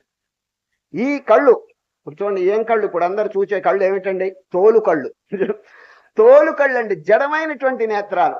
దీంతో కనిపించేది ఏం చెప్పండి? అన్ని నశించిపోయే పదార్థాలు కనిపిస్తాయండి. యదృశ్యం తన్నశ్యం. ఈ కంటి చేత ఏది కనిపిస్తుందో it must perish in course of time. ఏదైనా చూడండి, ఈ కంటితో ఏది మనకు కనిపించిందో ఇది కాలగర్భంలో నశించిపోతుందండి. మరి భగవంతుని ఈ కంటితో చూడాలంటే అది కూడా నశించిపోవాలి కదా, చెప్పండి. కనుకనే శ్రీకృష్ణ పరమాత్మ ఆయన ఈ కంటితో కాదు, దివ్యం నతుమాం శక్యసే ద్రష్టుం అనేనైవ స్వచక్షుష దివ్యం దదామి తే చక్షు పశ్యమే యోగమైశ్వరం. దివ్య నేత్రం ఇస్తాను చూడవయ్యా అన్నాడు. దివ్య నేత్రం ఇచ్చాడండి ఎవరికి? అర్జునుడికి. మీలో సందేహం కలగచ్చు, ఏమండి దివ్య నేత్రం ఇది అర్జునుడి గారికి ఒక్కరికైనా, ఇంకెవరికి ఇవ్వరా? లేకపోతే దివ్య నేత్రం ఏదైనా జనరల్ గా అమ్ముతారా ఎక్కడైనా సూపర్ మార్కెట్ లో అని కొందరికి సందేహం కలగచ్చు. ఈ దివ్య నేత్రం అనేది ఒకరి సొత్తు కాదండి. ఇది ఎవరైనా అర్హత కలిగి ఉంటే తప్పకుండా వారికి జ్ఞాన నేత్రం, దివ్య నేత్రం కలిగి తీరుతుంది. ఏమిటి దాని క్వాలిఫికేషన్? అనన్య భక్తి. ఇప్పుడు చివరికి చెప్తారు, ఆ సందర్భం వచ్చినప్పుడు నేను చెప్తాను. ఇంకొకటి, మాల ఉన్నదనుకోండి, మాలలో పుష్పాలు కనిపిస్తున్నాయి, దారం కనిపించదు. కానీ దారం మీరు చూడగలుగుతున్నారు ఏ నేత్రంతో? చెప్పండి. దారం అనేది లోపల ఉన్నది, ఈ కంటికి దారం కనిపించదండి. వివేకం అనేటువంటి నేత్రానికి దారం కనిపిస్తున్నది. చూచారా? ఆ వివేకం అనే నేత్రమే సూక్ష్మమైనటువంటిదండి, జ్ఞాన నేత్రం. పాలలో వెన్న ఉన్నదా లేదా చెప్పండి, ఈ కంటికి వెన్న కనిపించదండి. వివేకం అనే నేత్రానికి వెన్న కనిపిస్తున్నది. పాలలో వెన్న ఉన్నది, అది ఏ విధంగా కనిపిస్తున్నది? దాన్ని ముందు వేడి చేయండి, హీట్ చేయాలి, దాన్ని బాగా పెరుగు అవుతుంది, దాంట్లో తోడు పెట్టాలి, పేర పెట్టవాలను, మజ్జిగని పెరుగుని చిలకవాలి, అప్పుడు వెన్న బయటకు వస్తుంది. చూచా, దాంట్లో ఉన్నది కానీ అందరికీ కనిపించదు. అది ఒక సాధన చేత బయటపడుతుంది. అదేవిధంగా మాల, పుష్పమాలలో దారం ఉన్నది. చూడండి, చిన్న పిల్లవాడు అంటాడు లేదంటాడు, వాడు ఎందుకు లేదు దారం? నాకు కనిపించట్లేదు అంటాడు. అదేవిధంగా ఇప్పుడు నాస్తికుడు కానీ ఎవడైనా, ఏమంటే దేవుడు ఉన్నాడా అని అడగండి, లేడు. ఎందుకు లేడు? నాకు కనిపించటం లేదంటాడు. కనిపించని వస్తువు లేదని ఎట్లా అంటారు చెప్పండి? ఇప్పుడు ఆకాశం కనిపిస్తుందా చెప్పండి? లేని వస్తువు. ఇప్పుడు చూడండి, నాస్తికుడు దేవుడు నాకు కనిపించట్లేదు కాబట్టి లేడు అని చెప్తున్నాడు కదా, ఆకాశం కనిపిస్తుందా? గాలి కనిపిస్తున్నదా? అంత మాత్రం చేత గాలి లేదా చెప్పండి? సరే పోనీ అవన్నీ వద్దండి, మీ కన్ను మీకు కనిపిస్తున్నదా చెప్పండి? ఎవడి కన్ను వాడి కనిపించదండి, అద్దం ఉంటే గాని కనిపించదు. అంత మాత్రం చేత కన్ను లేదా? వీపు, మీ వీపు మీకు కనిపిస్తున్నదా? కనిపించిన వస్తువు లేదని ఎట్లా అంటారండి? పగటి పూట నక్షత్రాలు కనిపించవండి, అంత మాత్రం చేత లేవా చెప్పండి? కనుక బ్రహ్మాండమంతా వ్యాపించిన వస్తువు కంటికి కనిపించకపోయినా వివేకం అనేటువంటి నేత్రంతో మనం చూడగలుగుతున్నాం. అదే జ్ఞాన నేత్రం. నతుమాం శక్యసే ద్రష్టుమనేనైవ స్వచక్షుష దివ్యం దదామితే చక్షు పశ్యమే యోగమైశ్వరం. ఓ అర్జున, దివ్య నేత్రం ఇస్తున్నాను చూడవయ్యా అని భగవంతుడు దివ్య నేత్రం అంటే ది పవర్ ఆఫ్ డిస్క్రిమినేషన్, వివేకం అనే నేత్రం. అది ఎవరైనా పొందవచ్చును అనన్యమైనటువంటి భక్తి చేతని కృష్ణ పరమాత్మ చెప్పబోతారు ఇప్పుడే. ఆ భగవానుడు వీరికి అనుగ్రహించినారు ఆ దివ్య నేత్రం, చక్కగా విశ్వరూపం చూస్తున్నారు. ఆ వర్ణిస్తుంటే ఎంత అమోఘంగా ఉంటుందంటే నిజంగా ఈ ప్రార్థన అండి, దివ్యమైనటువంటి ప్రార్థన అండి. భగవంతునికి వచ్చి స్తోత్రం చేస్తాడు అర్జునుడని. ఇప్పుడు శ్రీకృష్ణ పరమాత్మ సంజయులు వారు ఇద్దరు కూడా ఒక వాక్యం చెప్పారండి. ఏమిటంటే బ్రహ్మాండమంతైను కూడా ఆ విశ్వరూపంలో ఒక్క చోట ఇమిడి ఉన్నదటండి. ఇహైకస్థం జగత్కృత్స్నం ప్రవిభక్తమనేకథ అంటాడు ఎవరు? కృష్ణ పరమాత్మ. ఈ సంజయులు వారు కూడా అదే భావం చెప్తారండి. ఇహైకస్థం జగత్కృత్స్నం పశ్చాద్య సచరాచరం. చూడు, కృష్ణ పరమాత్మ అర్జునుడికి చెప్పినారు. వీరేం చెప్పినారు సంజయులు వారు? ఇహ తత్ర ఏకస్థం జగత్కృత్స్నం ప్రవిభక్తమనే కథ అపశ్యద్దేవదేవస్య శరీరే పాండవస్తథ. ఇద్దరు ఒకే విషయం. ఏమిటి? ఏకస్థం అనేటువంటిది కామన్ గా ఉందండి. తత్ర ఏకస్థం అని చెప్పి సంజయులు చెప్పారు, పరమాత్మ ఏం చెప్పినాడు కృష్ణవరు? ఇహ ఏకస్థం జగత్. ఈ జగత్ అంతా ఒక్క చోట లిమిటెడ్ గా ఉంది. బ్రహ్మాండమంతా the whole universe is a part and parcel in God. భగవంతుల్లో ఒక చిన్న పార్ట్ అండి, ఇంకా ఎంత ఉన్నదో చెప్పలేవండి. We cannot gauge. అది కొలిచేటువంటి విషయం కాదండి. పాదోస్య విశ్యాభూతాని త్రిపాదస్యామృతం దివి అంటారు చూడండి మన పురుషోక్తంలో. దాంట్లో పాదోస్య విశ్వాభూతాని త్రిపాదస్యామృతం దివి, ఒక్క పాదంలో ఇదంతా ఉన్నదటండి. ఇంకా 3 పాదాలు పైన ఉన్నాయి. ఎంత విశ్వవ్యాపకమైనటువంటి స్వరూపం చూడండి. ఆ అర్జునులు వారి స్వరూపం చూసి స్తోత్రం చేస్తారండి. ఆ స్తోత్రం ఎంత దివ్యంగా ఉంటుందంటే ఆ సంస్కృత భాష అండి తక్కినంత అనుష్ఠుప్ ఛందస్సు అండి. భగవద్గీతలో అన్ని శ్లోకాలు అనుష్ఠుప్ ఛందస్సు.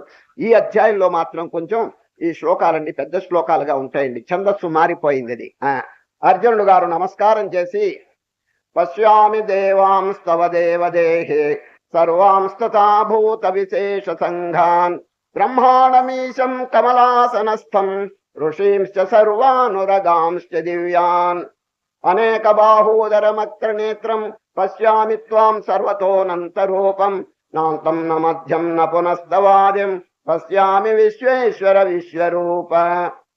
అమృతం తాగినట్టు. సంస్కృతం కొంచెం రావాలండి. సంస్కృతం కొద్దిగా వస్తే ఆ శ్లోకం చదువుతున్నప్పుడు అర్థం భావన చేస్తుంటే అమృతం తాగినట్టుగా ఉంటుందండి అది.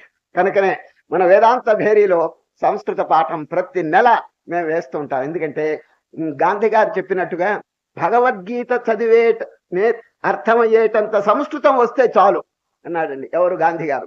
భగవద్గీత అర్థమయ్యేటంత సంస్కృతమైనా కొంచెం నేర్చుకుంటే చక్కగా అమృతం తాగినట్టుగా ఉంటుంది. ఆ సంస్కృత భాష రానటువంటి దోషం అక్కడక్కడ వ్యవహారంలో ప్రతిబింబిస్తున్నదండి. చిన్న దృష్టాంతం చెప్తాను. ఒక పట్టణంలోనండి చాలా ఆఫీసులు ఉన్నాయండి. రెవెన్యూ ఆఫీసులు, ఇంకా ఇతర ఆఫీసులు చాలా ఉన్నాయండి. ఆదివారం వచ్చిందండి. రెవెన్యూ ఆఫీసర్లు 10 మంది గుడికి వెళ్ళారండి, దేవాలయానికి. అక్కడ అర్చన చీటీ ఉన్నారండి. 5 రూపాయలు ఇస్తే అష్టోత్తరం చెప్తారండి. ఆ 5 రూపాయల చీటీ ఈ రెవెన్యూ ఆఫీసర్లు 10 మంది కొని వారి గోత్రాలతో వారి పేర్లతో పూజ చేయిస్తున్నారండి. పూజ అంతా అయిన తర్వాత అండి పూజారి సర్వే జనా సుఖినో భవంతు అన్నాడండి. అప్పుడండి ఈ రెవెన్యూ ఆఫీసర్లకి ఒళ్ళు మండిందండి. ఏమయ్యా పూజారి, మేము 5 రూపాయలు ఇచ్చి టికెట్ కొని పూజ చేస్తుంటే సర్వే జనా, సర్వే డిపార్ట్మెంట్గా మేము రెవెన్యూ డిపార్ట్మెంట్ జాగ్రత్త అన్నారంట. అప్పుడు పూజారి అన్నాడు, సర్వే అంటే సర్వే డిపార్ట్మెంట్ కాదయ్యా, అందరూ క్షేమంగా ఉండుగాక అని అర్థం అన్నాడండి. సార్ సర్వే అంటే అది ఒక డిపార్ట్మెంట్ అనుకున్నారు వీళ్ళు. సర్వే అంటే అందరూ సంస్కృతంలో. అది తెలియక నానా గందరగోళం జరిగిందండి. సరే, కనుక కొంచెం సంస్కృతం నేర్చుకుంటే వ్యవహారంలోనండి అన్ని చక్కదిద్దుకోవటానికి అవకాశం ఉంటుంది. భగవద్గీతలో ఇటువంటి శ్లోకాల యొక్క అర్థం కూడా బాగా మననం చేయటానికి అవకాశం ఉంటుందండి. ఇప్పుడు అర్జునుడు వారు స్తోత్రం చేస్తూ ఆ విశ్వరూపాన్ని చక్కగా స్తుతి చేస్తూ ఆఖరికి 2 ఉపమానములు చెప్తాడండి అర్జునుడు వారు. 2 ఉపమానములు. నది యథా నదీనాం బహవంబు వేగా సముద్రమేవాభిముఖా ద్రవంతి తథా తవామి నరలోక వీరా విశంతి వక్త్రాణ్యభివిజ్వలంతి. ఓ కృష్ణ, నదులన్నీ ఏ విధంగా సముద్రంలో కలిసిపోతున్నాయో అదే విధంగా ఈ ప్రాణికోట్లన్నీ కూడా మీ కాల గర్భంలో ప్రవేశించిపోతే విలీనం అయిపోతున్నాయి అని చెప్పేసినాడు. నదులు చూడండి, మళ్ళీ నామరూపాలు ఉండవండి, సముద్రంలో కలిసిపోయి. అదే విధంగా ఈ ప్రాణికోట్లందరూ కూడా నీలో కలిసిపోతున్నారు, లైవ్ అయిపోతున్నారు అని చెప్పి చక్కని దృష్టాంతం చెప్పినారు. మళ్ళీ చెప్తున్నాను. యథా నదీనాం బహవంబు వేగా సముద్రమేవాభిముఖా ద్రవంతి తథా తవామి నరలోక వీరా విశంతి వక్త్రాణ్యభివిజ్వలంతి. నంబర్ 1. ఇంకొక ఉపమానం. ప్రమిదలో దీపం వెలిగించారండి. మిడతలు వచ్చి పాపం ఏదో ఆకర్షింపబడి ఆ నిప్పులో పడి చచ్చిపోతున్నాయండి. అదొక ఉపమానం. యథా ప్రదీప్తం జ్వలనం పతంగా విశంతి నాశాయ సమృద్ధ వేగా తథైవ నాశాయ విశంతి లోకాస్తవాపి వక్త్రాణి సమృద్ధ వేగా. ఓ కృష్ణ, ఈ ప్రాణికోట్లన్నీ కూడా మిడతల వలె వచ్చి నీలో పడిపోయి సర్వనాశనం అయిపోతున్నాయి, లైవ్ అయిపోతున్నాయి అని చెప్పి చక్కని దృష్టాంతం చెప్తున్నారు. ఈ విధంగా చెప్పి ఓ ప్రశ్న అడుగుతున్నాడు. కృష్ణ, ఎవరు మీరు? వండర్ఫుల్ గా ఉంది, మహా ఆశ్చర్యకరంగా ఉంది మీ యొక్క స్వరూపాన్ని చూస్తుంటే. హూ ఆర్ యు అని ప్రశ్న చేశాడు. చెప్పండి మీ యొక్క స్వరూపం, ఇదంతా చూస్తే నాకు చాలా ఆశ్చర్యం కలుగుతున్నది, మీరు ఎవరు అని ప్రశ్న అడుగుతారు. వెంటనే కృష్ణ పరమాత్మ జవాబు చెప్తున్నారు, విశ్వరూపంతోనే చెప్తున్నారండి. కాలోస్మి లోకక్షయ కృత్ ప్రవృద్ధో లోకాన్ సమాహర్తుమిహ ప్రవృత్తః ఋతేపి త్వాం న భవిష్యంతి సర్వే ఏవ స్థితాః ప్రత్యనీకేషు యోధాః. అర్జున, నేనెవరని అడుగుతారా? కాలస్వరూపుణ్ణి. కాలం అంటే ఏమిటి చెప్పండి? ప్రతిదీ కూడా కాలగర్భంలో ఉండిపోతుంది, లైవ్ అయిపోతుందండి. ఏదైనప్పటికీ నీ కాలాన్ని దాటినటువంటిది లేదండి దృశ్య వస్తువు. అటువంటి కాలస్వరూపుణ్ణి నేను. కాలుడు అంటే యముడు అనే అర్థం కూడా ఉన్నదండి. కాలుడు కాలస్వరూపం, అందరినీ కబళించేస్తుందండి అది. అటువంటి స్వరూపం నేను అని చెప్తాడు ఎవరు? శ్రీకృష్ణ. కాలోస్మి లోకక్షయ కృత్ ప్రవృద్ధో లోకాన్ సమాహర్తుమిహ ప్రవృత్తః అని శ్రీకృష్ణ పరమాత్మ ఒక ఆశ్చర్యకరమైనటువంటి దృశ్యం చూపిస్తున్నాడండి. ఎక్కడ? విశ్వరూపంలో. ఏమిటో తెలుసండి, ద్రోణుడు, భీష్ముడు, జయద్రథుడు, కర్ణుడు చనిపోయినటువంటి దృశ్యం చూపిస్తున్నారండి. యుద్ధం మొదలు పెట్టలేదు, అంత సజీవంగానే ఉన్నారండి, అందరూ బతికే ఉన్నారండి. ఎక్స్పార్టీ లీడర్స్ అండి వీళ్ళు. ఈ విశ్వరూపంలో ఏం చూపించారో తెలుసండి. ద్రోణంచ భీష్మంచ జయద్రథం చ కర్ణం తథాన్యానపి యోధ వీరాన్ మయా హతాం త్వం జహిమా వ్యధిష్ట యుద్ధస్వ జేతా శరణే సపత్నాన్. అర్జున చూడవయ్యా, ద్రోణుడు చనిపోయినాడు, శవం చూపించాడండి ఈ విశ్వరూపంలో. చూడండి ఆశ్చర్యం. ఇంకా యుద్ధం మొదలు పెట్టలేదు, ఒకళ్ళ మీద ఒకళ్ళు బాణాలు వేసుకోలేదు, అంతా క్షేమంగానే ఉన్నారు, అంతా సజీవంగానే ఉన్నారు. ఈ దృశ్యం ఎందుకు చూపించినారో కొంచెం ఆలోచించాలండి మనం. సరే, చనిపోయిన వాళ్ళ లిస్టు చూడండి. శవాలు ద్రోణుడు, భీష్ముడు, జయద్రథుడు, కర్ణుడు, ఇంకా ఇతరమైనటువంటి యోధాగ్రేసర్లు. చూడు, ద్రోణంచ భీష్మంచ జయద్రథం చ కర్ణం తథాన్యానపి యోధ వీరాన్ మయా హతాం స్వం జహిమా వ్యధిష్ట యుద్ధస్వజేతా శరణే సపత్నాన్. ఏమిటి దీని కారణం చెప్పండి? ఏదో ఒక ప్రబలమైన కారణం లేదే శ్రీకృష్ణ పరమాత్మ ఇట్లా చూపడండి. ఏమిటండి కారణం? Jump in to the future. ఇదండి, భవిష్యత్తులోకి గంతేయండి. వర్తమాన కాలంలోనే పరిమితంగా ఉండటం అనేది సామాన్యుల స్వభావం అండి. పెద్ద తెలివి గల వారి యొక్క స్వభావంగా. ఇప్పుడు పశువు ఎక్కడ ఉంటుంది తెలిసిన? వర్తమానం అంతే. ఇప్పుడే తినటం, తాగటం, నిద్రపోవటం, సంతానం కంటాం, ఇంతేనండి దానికి. అంతే, వర్తమాన కాలమే కానీ భవిష్యత్తు దానికి జ్ఞాపకం లేదండి. దాని దృష్టిలో అసలు ఫ్యూచర్ అనేది లేనే లేదండి. కానీ తెలివి గలవాడు కొంచెం ఆలోచిస్తాడు.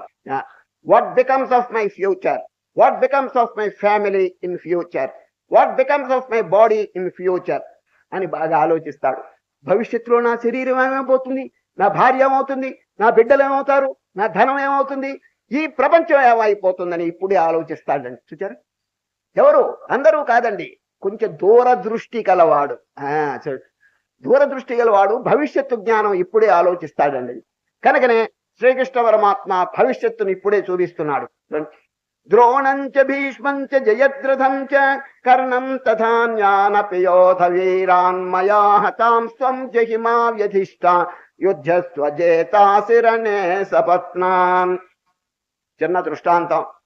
ఆనాడు బుద్ధదేవుడండి శుద్ధోదనుని యొక్క కుమారుడైనటువంటి ఏకైక కుమారుడండి. ఆయనే వారసుడు. ఆయన వివాహం అయింది, అన్ని చక్కగా అనుభవిస్తున్నాడు సంపదలు. ఒక ఆలోచన వచ్చిందండి.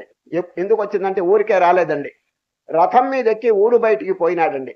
పోతుంటే ఎవరో కర్ర పట్టుకుని ఒక ముసలాయని అడ్డంగా పోయినాడండి. తండ్రి అయినటువంటి శుద్ధోదనుడు ముసలి వాళ్ళు కనిపించకుండా చేశాడండి తన దేశంలో. ఎందుకంటే ముసలి వాళ్ళని కనుక చూస్తే తన కుమారుడికి వైరాగ్యం కలుగుతుందేమో అనేటువంటి భావం చేత, వైరాగ్యం కలిగితే రాజ్యం వదిలిపెట్టిపోతాడేమో కుమారుడు అనేటువంటి భీతి చేత తన రాజ్యంలో ముసలి వాళ్ళు లేకుండా చేశాడండి. ఎవరు? శుద్ధోదనుడు. తన రాజ్యంలో ఎవరో చావకుండా చేశాడండి. ఎందుకంటే శవాన్ని చూస్తే కుమారుడికి వైరాగ్యం కలుగుతుందేమో అని ఈ విధంగా ప్రికాషన్స్ తీసుకున్నాడండి ఎవరు? శుద్ధోదనుడు. కానీ ఎవడో తప్పాడండి. అక్కడ ఒక ముసలాయన తప్పి వచ్చేశాడు అడ్డంగా, కర్ర పట్టుకుని ఇటు అడ్డంగా వచ్చేశాడు, క్రాస్ చేశాడు రోడ్డుని. బుద్ధుడు ఇంతవరకు ముసలాయన్ని చూడలేదండి. ఎందుకంటే తండ్రి ఈ విధంగా తయారు చేశాడు ముసలి వాళ్ళు కనిపించకుండా. వీడెవడో వంగి ఇట్లా కర్ర పెట్టుకుని పోతుంటే చన్నుడు అనే సారథి నడుపుతున్నాడు రథం. చన్నుడు గారు, ఇటు జంతువు పోయిందే, జంతువు పేరేమిటి అని అడిగాడండి. స్వామి క్షమించండి, జంతువు కాదు మనుష్యుడే. మనుష్యుడు వంగుతాడా అని అడిగాడండి. తప్పకుండా వంగి తీరుతాడు. బాల్యము యవ్వనము అయిన తర్వాత ముసలితనం వస్తుంది, అప్పుడు తప్పకుండా వంగుతాడు అన్నాడండి చన్నుడు. అందరూ వంగుతారా అన్నాడు. తప్పకుండా వంగుతారు. నేను కూడా వంగుతానా అని చెప్పకూడదు కానీ వంగి తీరుతారు అన్నాడండి. అయ్యయ్యో నారాయణ, భవిష్యత్తులో ముసలితనం అనే పెనుభూతం వచ్చి నన్ను బాధిస్తాను పోతున్నదే, దాన్ని ఎట్లా జయించడం అప్పుడే మనసులో బాధ కలిగిందండి. సరే, రథాన్ని ఇంకా కొంత దూరం పోనిచ్చాడండి. ఒక ఊరేగింపు ఇటు అడ్డంగా వచ్చిందండి. ఏ ఊరేగింపు తెలిసినా గోవిందా గోవిందా. ఎవడో చచ్చాడండి. వాడిని శ్మశానానికి ఊరేగింపు. అసలు వాడు చావకూడదండి, వాడు ఎవడో తప్పాడు. పోలీసులు కళ్ళు కప్పాడండి. వాడు తప్పించుకుని పోయినాడు. వాడు ఊరేగింపు పోతున్నది. ఏమిటి ఆ ఊరేగింపు అని అడిగాడు బుద్ధుడు. ఏమి లేదండి, ఎవడో చనిపోయినా. ఏమిటి చావటం ఏమిటి? ఇంతవరకు చావు అనేది తెలియదండి ఆయనకి. బాల్యము యవ్వనము వార్ధక్యము అయిన తర్వాత మరణం అనేది ఒకటి వస్తుంది మహానుభావ. ఎవరో చనిపోయినాడు, శవం జడం అయిపోయింది, శరీరం జడమైంది, ఊరేగిస్తూ పాతి పెట్టానుకో దహనం చేయటానికి రామ రామ, శరీరం జడమైపోతుందా? అటువంటి మరణం అనేది వస్తుందా? అందరికీ వస్తుందా అని అడిగాడు. తప్పకుండా వచ్చి తీరుతుంది. జాతస్య ధ్రువో మృత్యు అన్నాడండి ఎవరో చన్నుడు. నాకు కూడా వస్తుందా అని బుద్ధుడు అడిగితే, స్వామి చెప్పకూడదు కానీ అందరికీ వచ్చి తీరుతుంది అన్నాడు. ప్లీజ్ టర్న్ బ్యాక్ అన్నాడు. చెప్పండి రథాన్ని. చూడండి, మనసు మారిపోయింది. మరణము వార్ధక్యము అనేటువంటి పెనుభూతాలు ఎదురుగుండా ఉంటే నాకు శాంతి ఎక్కడ? నేను పెద్ద రాజ్యాధిపతి అవుగాక ఈ శరీర విషయం ఏం చేసేది? భవిష్యత్తులో ఇది మహా బాధలు అనుభవించబోతున్నదే ముసలితనంలో, చావులో. వాటిని ఎట్లా జయించేదని చెప్పి రాత్రి అంతా విచారణ చేశాడు. తెల్లవారుజామున కానీ అర్ధరాత్రి కానీ చెప్పకుండా వెళ్ళిపోయినాడు. దీని అంతు తేల్చకపోతే ఇంకా జీవితంలో స్వారస్యం ఎక్కడున్నది? జీవితంలో ఆనందం ఎక్కడుంది? తినటం తాగటం పశువులు కూడా చేస్తున్నాయి కదా. మానవుడి యొక్క గొప్పతనం ఏమిటని చెప్పి అన్ని వదిలిపెట్టి పోయినాడండి. పోయి ఆ రాత్రంతా చక్కగా విచారణ చేసినాడండి. జరా మరణం, మన భగవద్గీతలో కూడా ఈ రెండింటిని కూర్చున్న ప్రస్తావన ఉన్నదండి. ఏ ప్రాణికైనా ఈ రెండు బాధిస్తాయండి, జరా మరణ. జర అంటే ముసలితనం, మరణం అంటే మృత్యు. ఈ రెండింటిని దాటటం మహా కష్టం అండి. ఆ విషయం తెలియక యవ్వనంలో ఎగిరెగిరి పడుతుంటారండి. బాల్యంలో యవ్వనంలో ఆహా life is wonderful, life is happy అని చెప్పి అంటుంటారే కానీ ఆ రెండిటి విషయం ఆలోచించరండి. అప్పుడు ఎన్ని బాధలు పొందాలో అన్ని బాధలు పొందుతారు. మహనీయులైనటువంటి వారు వాటిని జయించటానికై పూనుకుంటున్నారండి. సరే, ఆ రెండు బాధలు దేని వరకు వచ్చినాయి అంటే శరీరం వల్ల వచ్చినాయండి. శరీరం ఎందుకొరకు వచ్చిందంటే అజ్ఞానం వల్ల వచ్చిందండి, కర్మ వల్ల వచ్చింది. ఆ కర్మ అజ్ఞానం వల్ల వచ్చింది. ఆ కర్మను రహితం చేయాలండి జ్ఞానం చేత. జ్ఞానాగ్నిదగ్ధ కర్మాణం. జ్ఞానం అనేటువంటి అగ్నిని సంపాదించుకుంటే కర్మంతా నాశనం దగ్ధం అయిపోతుందని గీతలో చెప్పలేదండి. ఇక పునర్జన్మ, మళ్ళా పుట్టడం చావటం అనేది ఉండదండి. ఎవరికి? జ్ఞానం అనే అగ్నిని సంపాదించినటువంటి వారికి. కనుక శ్రీకృష్ణ పరమాత్మ భవిష్యత్తుని ఇప్పుడే రూపొందిస్తున్నాడండి. అది ఏం జరుగుతుంది చెప్పండి. ఇప్పుడు చూడండి, ద్రోణుడు బతికే ఉన్నాడు, కర్ణుడు బతికే ఉన్నారు, అందరి యొక్క శవాలు చూపించినాడంటే దాని అర్థం భవిష్యత్తు ఇప్పుడే రూపొందించుకోండి. రేపు జరగబోయే విషయం ఈనాడే చింతన చెయ్యండి. ఇది ఇప్పుడున్నటువంటి పరిస్థితి ఎప్పుడు శాశ్వతం కాదు. బుద్ధదేవుడు అండి ఏకాంతంలో ధ్యానం చేసుకుంటూ చక్కగా తపస్సు చేసుకుంటున్న రోజుల్లో తండ్రి అయినటువంటి శుద్ధోదనుడు ఒక దూతను పంపిస్తాడండి. నా కుమారుడి దగ్గరికి వెళ్ళి అడగండి, మీ తండ్రి రాజు, మీ తాత రాజు, మీ ముత్తాత రాజు, నీవు కూడా రాజు, రాజ్యం అనుభవించటానికి రా అని చెప్పి నా కొడుక్కి చెప్పి పిలుచుకురాండి అని పంపించాడండి. ఎవరిని? దూతని. దూత వెళ్ళి బుద్ధుడు ఏకాంతంలో ఉంటే చెప్పినాడండి, ఏమండి మీరు రాజట, మీ నాయన రాజట, మీ తాత రాజట, కాబట్టి రాజ్యం అనుభవించటానికి మీకు అర్హత ఉన్నదట, దయచేయండి అని చెప్పి అడిగితే బుద్ధుడు ఏం చెప్పాడు తెలుసండి? చెప్పు, మా నాయన చెప్పు. బుద్ధుడు ఈ జన్మలో సన్యాసి, పూర్వజన్మలో సన్యాసి, ఆ పూర్వజన్మలో సన్యాసి, ఇది సన్యాసి పరంపర, ఆయనది రాజ పరంపర, కాకతాళీయంగా ఇద్దరు ఇక్కడ కలుసుకున్నామని చెప్పవయ్యా అన్నాడండి. ఆయన వెళ్ళి అట్లా చెప్పితే అట్లా చెప్పినాడు. శుద్ధోదనుడు ఏం చెప్పినాడు? సరే ఈయన ఒప్పించలేం, కనీసం వచ్చి దర్శనం, ఊరికి దర్శనం ఇప్పించండి చాలు, ఇక్కడ ఏం ఉండక్కర్లేదు, రాజ్యం పాలించక్కర్లేదు, చాలా రోజులైంది వారిని చూచి ఒక్కసారి దర్శనం వారిని చూచి ఆనందపడి తర్వాత కావాలంటే వెళ్ళిపోండి, అంత మాత్రమే చాలు అని చెప్పండి, పిలుచుకురండి అన్నాడు. బుద్ధుడి దగ్గరికి వెళ్ళి దూత, ఏమండి ఊరికి వస్తే చాలట, మీ దర్శనమే చాలు, ఒకసారి చూచి మళ్ళీ పంపించేస్తారు అని. తప్పకుండా వస్తాను, 4 షరతులు పాటిస్తాడేవో చెప్పండి. 4 షరతులు చెప్పాడు ఎవరు? బుద్ధుడు. నభవేన్మరణాయ జీవితమే. మొదటి షరతు, నాకు మృత్యువు రాకుండా మా నాయన తప్పించగలడా? First question. అట్లా తప్పిస్తే నేను ఇప్పుడే వస్తాను, ఇప్పుడు వచ్చి రాజ్యాన్ని దగ్గరికి వస్తానంటాడు. చూడండి ఇటువంటి దూరపు ఆలోచన చేసినాడు బుద్ధుడు. ఫస్ట్ క్వశ్చన్, నభవేన్మరణాయ జీవితమే విహరేత్ స్వాస్థ్యమిదంచమే నరోగ. నాకు రోగం రాకూడదు, జబ్బు రాకూడదు, మా నాయన చేయగలడా? అట్లా చెప్పండి. నచ యౌవనమాక్షిపే జరామే. నాకు ముసలితనం రాకూడదు, మా నాయన చేయగలడా? కనుక్కో. నచ యౌవనమాక్షిపే జరామే నచ సంపత్తి మిమాం హరే ద్విపత్తి. నాకు ఎల్లప్పుడూ సంపదలు ఉండాలి కానీ ఆపత్తులు కలగకూడదు.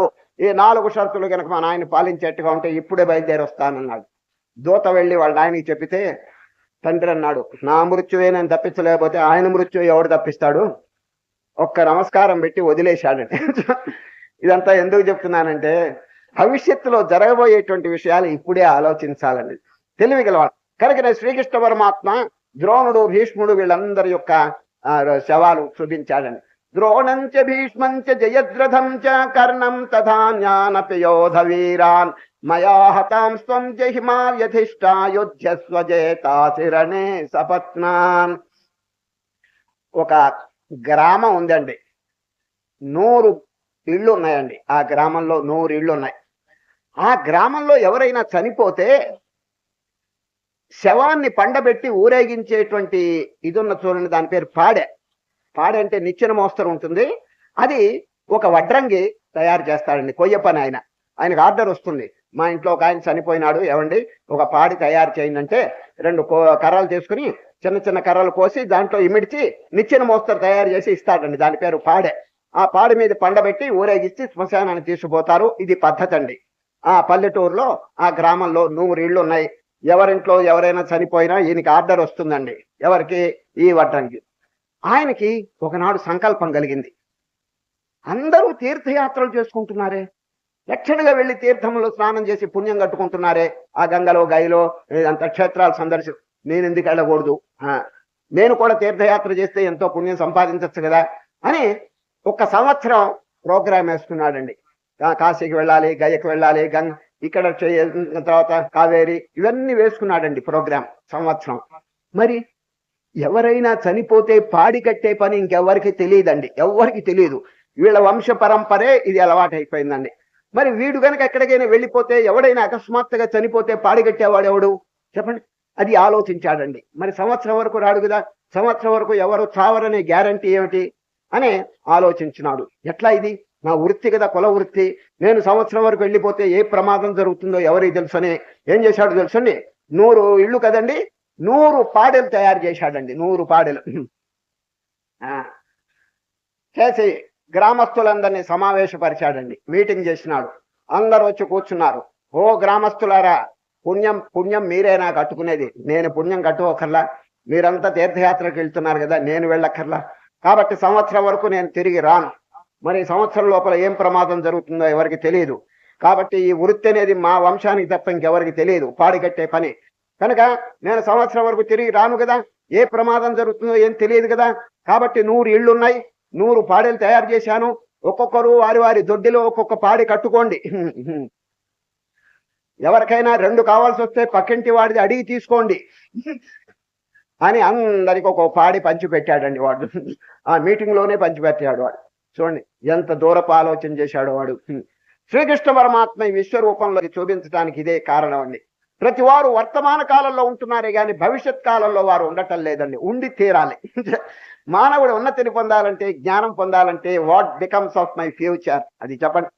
ఈ శరీరం ఏమైపోతుంది ఇప్పుడు చూడండి, అంత అందంగా ఉన్నది, శుభ్రంగా ఉన్నది, ఎల్లప్పుడూ ఇట్లా ఉంటుందా చెప్పండి? ఓల్డ్ ఏజ్, ముసలితనం వచ్చేటప్పటికి అంతా ముకుడించుకుని పోతుంది కదా, చెప్పండి. ఈ శరీరం శాశ్వతంగా ఉంటుందా? బుడగ.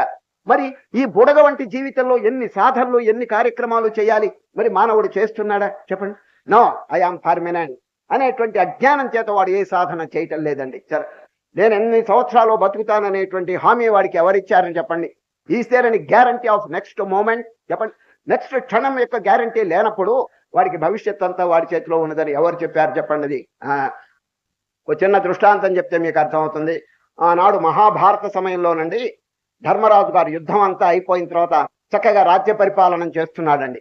రాజ్య పరిపాలన చేస్తుంటే ఒక బీదవాడు వచ్చి ధర్మరాజు గారిని అడిగాడండి, ఓ దేవా, ఓ రాజా, నా ఇల్లు తుఫాను గాలి కొట్టుకుపోయింది, 2 దూలాలు సహాయం చేయండి, కొయ్య దూలాలు, నేను డబ్బు లేనివాడిని, బీదవాడిని అని ప్రార్థన చేస్తే ధర్మరాజు ఏమన్నాడు తెలుసుండి? నాయన, తప్పకుండా మీకు సహాయం చేస్తాను, దూలాలు రేపు కనిపించు అన్నాడండి. ఎవరు? ధర్మరాజు. రేపు కనిపించని. పాపం ఆ బీదవాడు పోతున్నాడండి, రేపు కనిపిస్తున్నాడు. ఈ వాక్యం అండి పక్కనే భీముడు విన్నాడండి. భీముడు విని అంతఃపురంలో ఒక భేరి ఉందండి, విజయ భేరి. విజయ భేరి అది ఎప్పుడు మోగించరండి. తాము గాని తమ బంధువులు గాని యుద్ధంలో గెలిస్తే గబగబా భేరి మోగిస్తారండి. అదండి ఆచారం. భీముడు పరిగెత్తుకుని వెళ్ళి ఆ జై భేరి మోగించాడండి.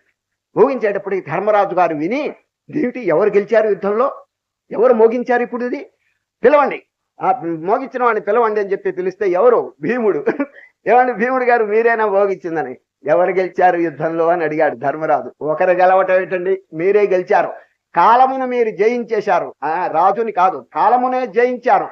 రేపటి వరకు బతికుంటారనే గ్యారంటీ మీకు ఉన్నది. ఆయన్ని రేపు రమ్మన్నారు కదా దూలాలకి, చెప్పండి. రేపటి వరకు మీరు బతికుంటారని మాకు లేదు, రేపు ఉంటామో ఓడతామో అని మాకు భయంగా ఉంటే, రేపటి వరకు బతికుంటారని కాలమును మీరు జయించారు కాబట్టి నగారా వాయించాను అన్నాడండి. వెంటనే ధర్మరాజు విరి ఆ బీదవాడిని ఇప్పుడే పిలవండి అన్నాడు. పిలిచి అది దూలాలు ఇచ్చి పంపించాడండి. చూచారా? No tomorrow. చూచారా? రేపు నాకు రూపు లేదండి. రేపటి వరకు పుణ్యకార్యాలని వాయిదా చేయొద్దండి. సరే, ఎప్పుడు రేపని చెప్పి దైవ కార్యాలను విరమించబోకము మనసా, దైవ కార్యాలను ధర్మ కార్యాలను వెంటనే చేయి మనసా. ఇటువంటి పుణ్యకార్యం కానీ దైవ కార్యం ఎప్పుడు కూడా don't post phone for tomorrow. అది ఎందుకంటే రేపు ఎట్లా ఉంటుందో ఎవరికి తెలుసు. ఈ శరీరం అనేది ఒక బబుల్, ఒక బుడగ. చేయవలసిన ధర్మ కార్యములు, పుణ్యకార్యములు, ప్రార్థన, జపము ఇవన్నీ కూడా వెంటనే ఇప్పుడే చేయాలండి. పుణ్యం అనేటువంటిది సబ్స్టాన్షియల్ గా ఈనాడు ఏమి సంపాదించినామని చెప్పి ముందుగానే ఆలోచించుకోవాలండి. ఈ విధంగా శ్రీకృష్ణ పరమాత్మ తన యొక్క దివ్య స్వరూపాన్ని చూపించి భవిష్యత్ అంతా ఒక్కసారి ఇప్పుడే చూపిస్తూ అనేకమైనటువంటి చక్కని బోధలు చేస్తుంటే అర్జునుడు గారికి అండి ఆనందం పొంగి పొరలుతున్నదండి. ఆశ్చర్యం, ఆనందం. చూడండి, ఆశ్చర్యం కలుగుతున్నది విశ్వరూపం చూచి, ఆనందం కూడా కలుగుతున్నది. ఇక భక్తిపూర్వకంగా విశ్వరూపానికి దండం పెట్టాలనుకున్నాడండి. చూడండి, ఇప్పుడు ఎవరైనా గొప్పవారు ఉంటే నమస్తే అని చెప్పి దండం పెడుతున్నాం కదా. మరి ఇటువంటి విశ్వరూపం, బ్రహ్మాండమంతా వ్యాపించిన విశ్వరూపానికి దండం పెట్టాలని వీరికి అభిప్రాయం కలిగి ఎట్లా పెట్టగలడు? ఇప్పుడు మీరు ఎదురుగుండా ఉన్నారు కదండి, నమో నమః అని నమస్కారం చేస్తున్నాం.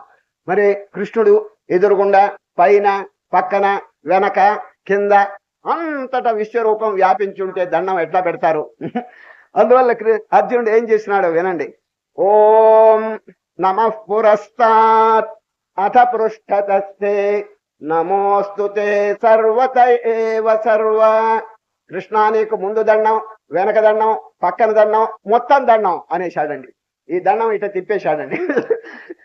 ఎంత చక్కగా ఉందో చూడండి ఆ దండం. మళ్ళీ చెప్తున్నాను. నమః పురస్తాత్ అథ పృష్ఠతస్థే నమోస్తుతే సర్వత ఏవ సర్వ.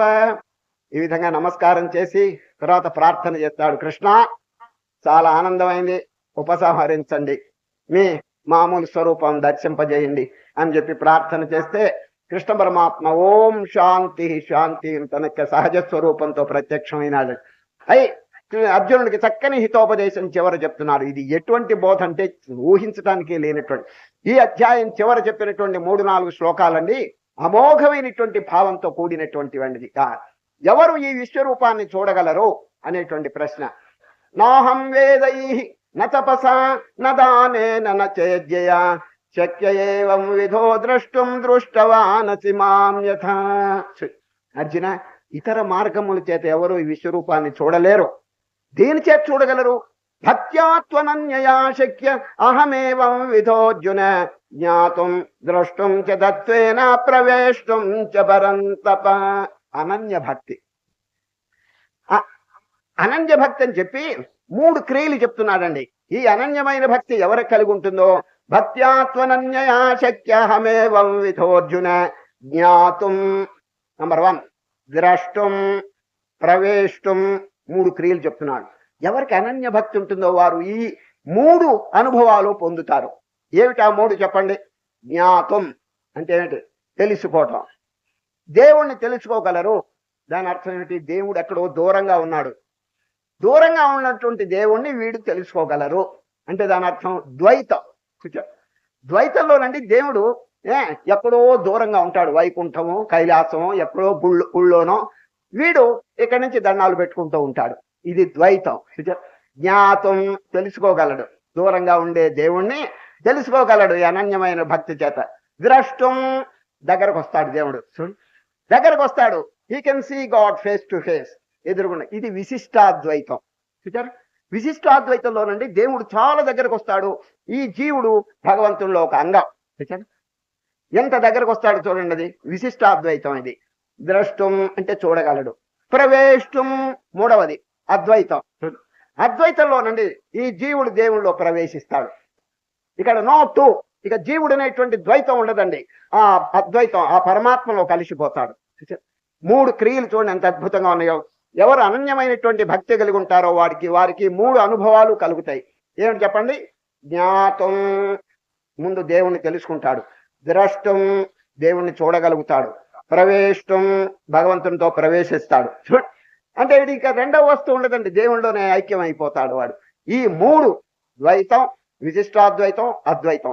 ఈ హిందూ మతంలో ఒక సారాంశం అంతా ఈ 3ఏనండి. సరే, ప్రారంభ స్థితిలో చాలా మంది ద్వైతంలో ఉంటారండి. దేవుడు ఎక్కడో దండాలు పెడుతూ పూజ చేస్తూ, అక్కడెక్కడో ఋషికేశం, లేకపోతే బద్రీనాథం, లేకపోతే కాశీయో, లేకపోతే రామేశ్వరం దేవుడు ఉన్నాడని చెప్పి దండాలు పెట్టుకుంటూ, లేకపోతే వైకుంఠం, కైలాసము, ఇట్లా దూరంగా ఉన్న దేవుడికి దండాలు పెట్టుకుంటూ ఉంటాడు. ఇది ద్వైతం అండి. సరే, నెమ్మదిగా ఏమవుతుందంటే మనస్సు భక్తిలో ఎక్కువగా ప్రావీణ్యం పొందేటప్పటికీ ఇక దేవుడి దగ్గరకు వస్తాడండి. సార్, దగ్గరకు వచ్చి దేవుళ్ళో ఒక అంగం, అంగీభావం. దేవుడు ఒక చెట్టు అయితే జీవుడు ఒక కొమ్మ, దేవుడు ఒక శరీరం అయితే జీవుడు ఒక చెయ్యి, ఒక అంగం, దేవుడు ఒక సముద్రం అయితే జీవుడు ఒక తరంగం. ఈ విధంగా అంగీభావంగా తయారవుతాడు విశిష్టాద్వైతంలో. సరే, భగవంతుడు ఇంకా సమీపానికి వస్తుంది. ఇక అద్వైతమా, ఇక చెప్పవలసిన పని లేదు. జీవ శివ శివో జీవ సజీవ కేవల శివ. ఇక 2వ వస్తువు లేదండి, ఒకే స్వరూపం. ఇక భగవంతుడు, భక్తుడు, లేక గురువు, శిష్యుడు అనేటువంటి డిఫరెన్సే ఉండదు. శిష్యుడు గురువులు ఐక్యం అయిపోతాడండి. సరే, దీన్ని పెద్దలు మ్యాథమెటికల్ గా చెప్పారు. సంక్షేపంగా ఒక వాక్యం చెప్తున్నాను. ఈ 3 మన మతం యొక్క ప్రధానమైనటువంటి అంగములండి. ద్వైతము, విశిష్టాద్వైతము, అద్వైతము. ద్వైతం అంటే ముందు తెలుసుకోండి. 2 సర్కిల్స్. సర్కిల్స్ అంటే వృత్తం అంటారు, లేక సున్నా. ఒకటి పెద్ద వృత్తం, పెద్ద సున్నా, చిన్న సున్నా. 2 సర్కిల్స్ కనెక్టెడ్ బై డివోషన్. చూడండి, పెద్ద సర్కిల్ ఏమో భగవంతుడు, చిన్న సర్కిల్ ఏమో జీవుడండి. 2 circles separate each other from each other, connected by devotion. ఇదండి ద్వైతం. తర్వాత విశిష్టాద్వైతం ఏమిటంటే 2 సర్కిల్స్ కాదండి, small circle within the big circle, motion regulated by the big circle. ఇది విశిష్టాద్వైతం. చూడండి, చిన్న సున్నా సర్కిల్ పెద్ద దాంట్లోకి వచ్చేస్తుందండి. అది పెద్ద సర్కిల్ దీని యొక్క సమస్త సమాచారంలో అదే చూసుకుంటూ ఉంటుందండి. సరే, small circle within the big circle, motion regulated by the big circle. ఇది విశిష్టాద్వైతం.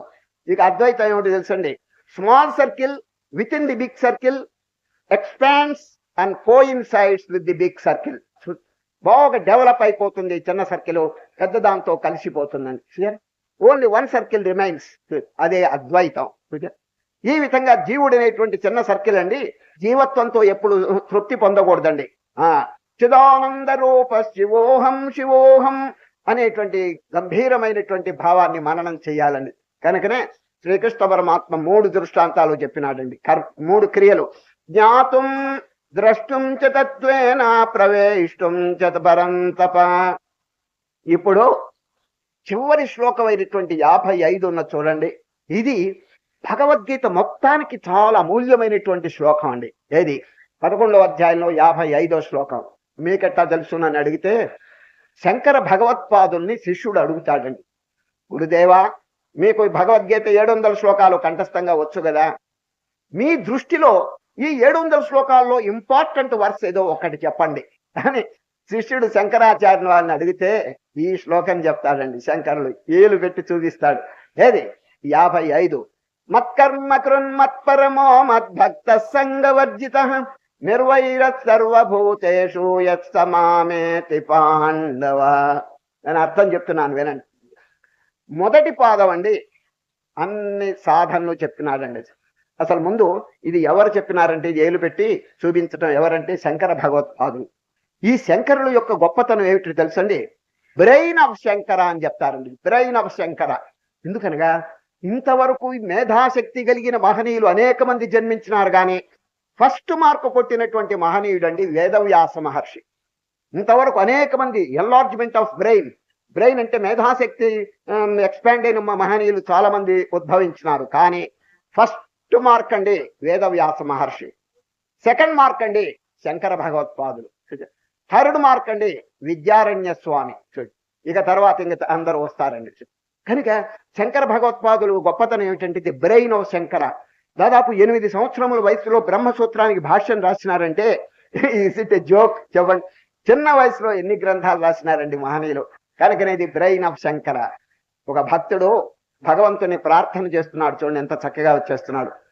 ఓ Lord, grant me the body of Muhammad, the brain of Shankara, the heart of Buddha, the purity of Zoroaster, the forgiveness of Jesus Christ, the divine recklessness of Ramatirtha, the fearlessness of Vivekananda and the non violence of Mahatma Gandhi. దేవుణ్ణి ప్రార్థన చేస్తున్నాడు. మహనీయుల్లో ఉండేటువంటి గొప్ప విషయములన్నీ నాలో ప్రవేశించుగాక అని చెప్పి ప్రార్థన చేస్తున్నాడు. ఒకసారి దాని అర్థం చెప్తాను. O Lord, grant me the body of Muhammad. మహమ్మదీయులందరికీ గురువు అయినటువంటి మహమ్మద్ నిబండి ఆచార విచారముల్లో చాలా గొప్పవారండి. నమాజ్కి వెళ్ళేటప్పుడు చేతులు కాళ్ళు ఇవన్నీ కూడా బాగా కడుక్కోవటం, ఇటువంటి బాహ్యాచారములో చాలా గొప్పవారు. కాబట్టి ఓ దేవా, ఆ మహమ్మద్ నబీ యొక్క ఆచారములు నాకు వసంగుగాక అంటాడండి. The body of Muhammad, the brain of Shankara. శంకరుని యొక్క మేధాశక్తిని నాకు అనుగ్రహించండి అంటాడు. ఆ తెలివి, మేధాశక్తి. ది హార్ట్ ఆఫ్ బుద్ధ, బుద్ధుని యొక్క హృదయం. ఎంత ప్రేమండి. మరి మామగారు ఎవరో పక్షిని కొట్టేస్తే ఆ పక్షిని తీసుకుని బాగా కాపాడి దానికి ప్రాణదానం చేస్తాడండి ఎవరు? బుద్ధుడు. కేవలం మానవుల మీదే కాదు, పశుపక్షాదుల మీద కూడా తన ప్రేమను విస్తరింపజేసిన మహనీయుడండి ఎవరు? బుద్ధదేవుడిది. కనుకనేది హార్ట్ ఆఫ్ బుద్ధ, బుద్ధుని యొక్క హృదయం నాకు అనుగ్రహించుగాక. The purity of Zoroaster. Zoroaster అంటే పర్షియన్ మతానికి గురువు అండి. వారు మహాపవిత్రులండి. ఆ పవిత్రతను నాకు దయచేయండి అని ప్రార్థన. The purity of Zoroaster, the forgiveness of Jesus Christ, క్రీస్తు యొక్క క్షమాశీలత్వం. చూడండి, శత్రువులు వచ్చి మేకులు కొట్టి శిలువ మీద మేకులు కొడుతుంటే, ఓ లార్డ్ ఫర్గివ్ దెమ్. చూడండి, దేవా ఆ శత్రువుల్ని క్షమించండి. ఎవరైనా ఆ విధంగా చెప్తారండి? For they know not what they do. వారు చేసే పని వాళ్ళకే అర్థం కావటం లేదు కాబట్టి క్షమించండి అంటారు. ఎంత క్షమాశీలత్వం చూడండి. The forgiveness of Jesus Christ, the divine recklessness of Ramatirtha, రామతీర్థుల యొక్క దైవ నిరంకుశత్వం. రామతీర్థులండి నేను అని అనడండి, వీడు వీడు అంటాడు.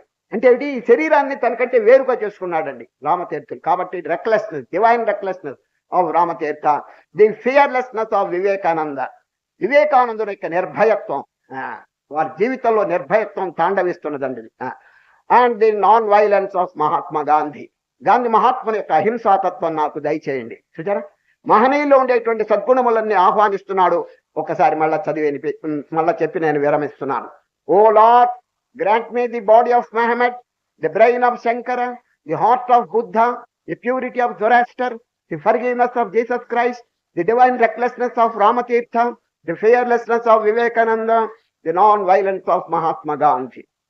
కనుక శంకరుని యొక్క మేధాశక్తి కోసం చెప్పినటువంటి వాక్యం అండి. అటువంటి శంకర భగవత్పాదులు ఈ శ్లోకాన్ని ఎత్తి చూపించినారు. ఇది నా దృష్టిలో మోస్ట్ ఇంపార్టెంట్. అది ఎందుకు దీని గొప్పతనం చెప్తాను ఒక నిమిషం.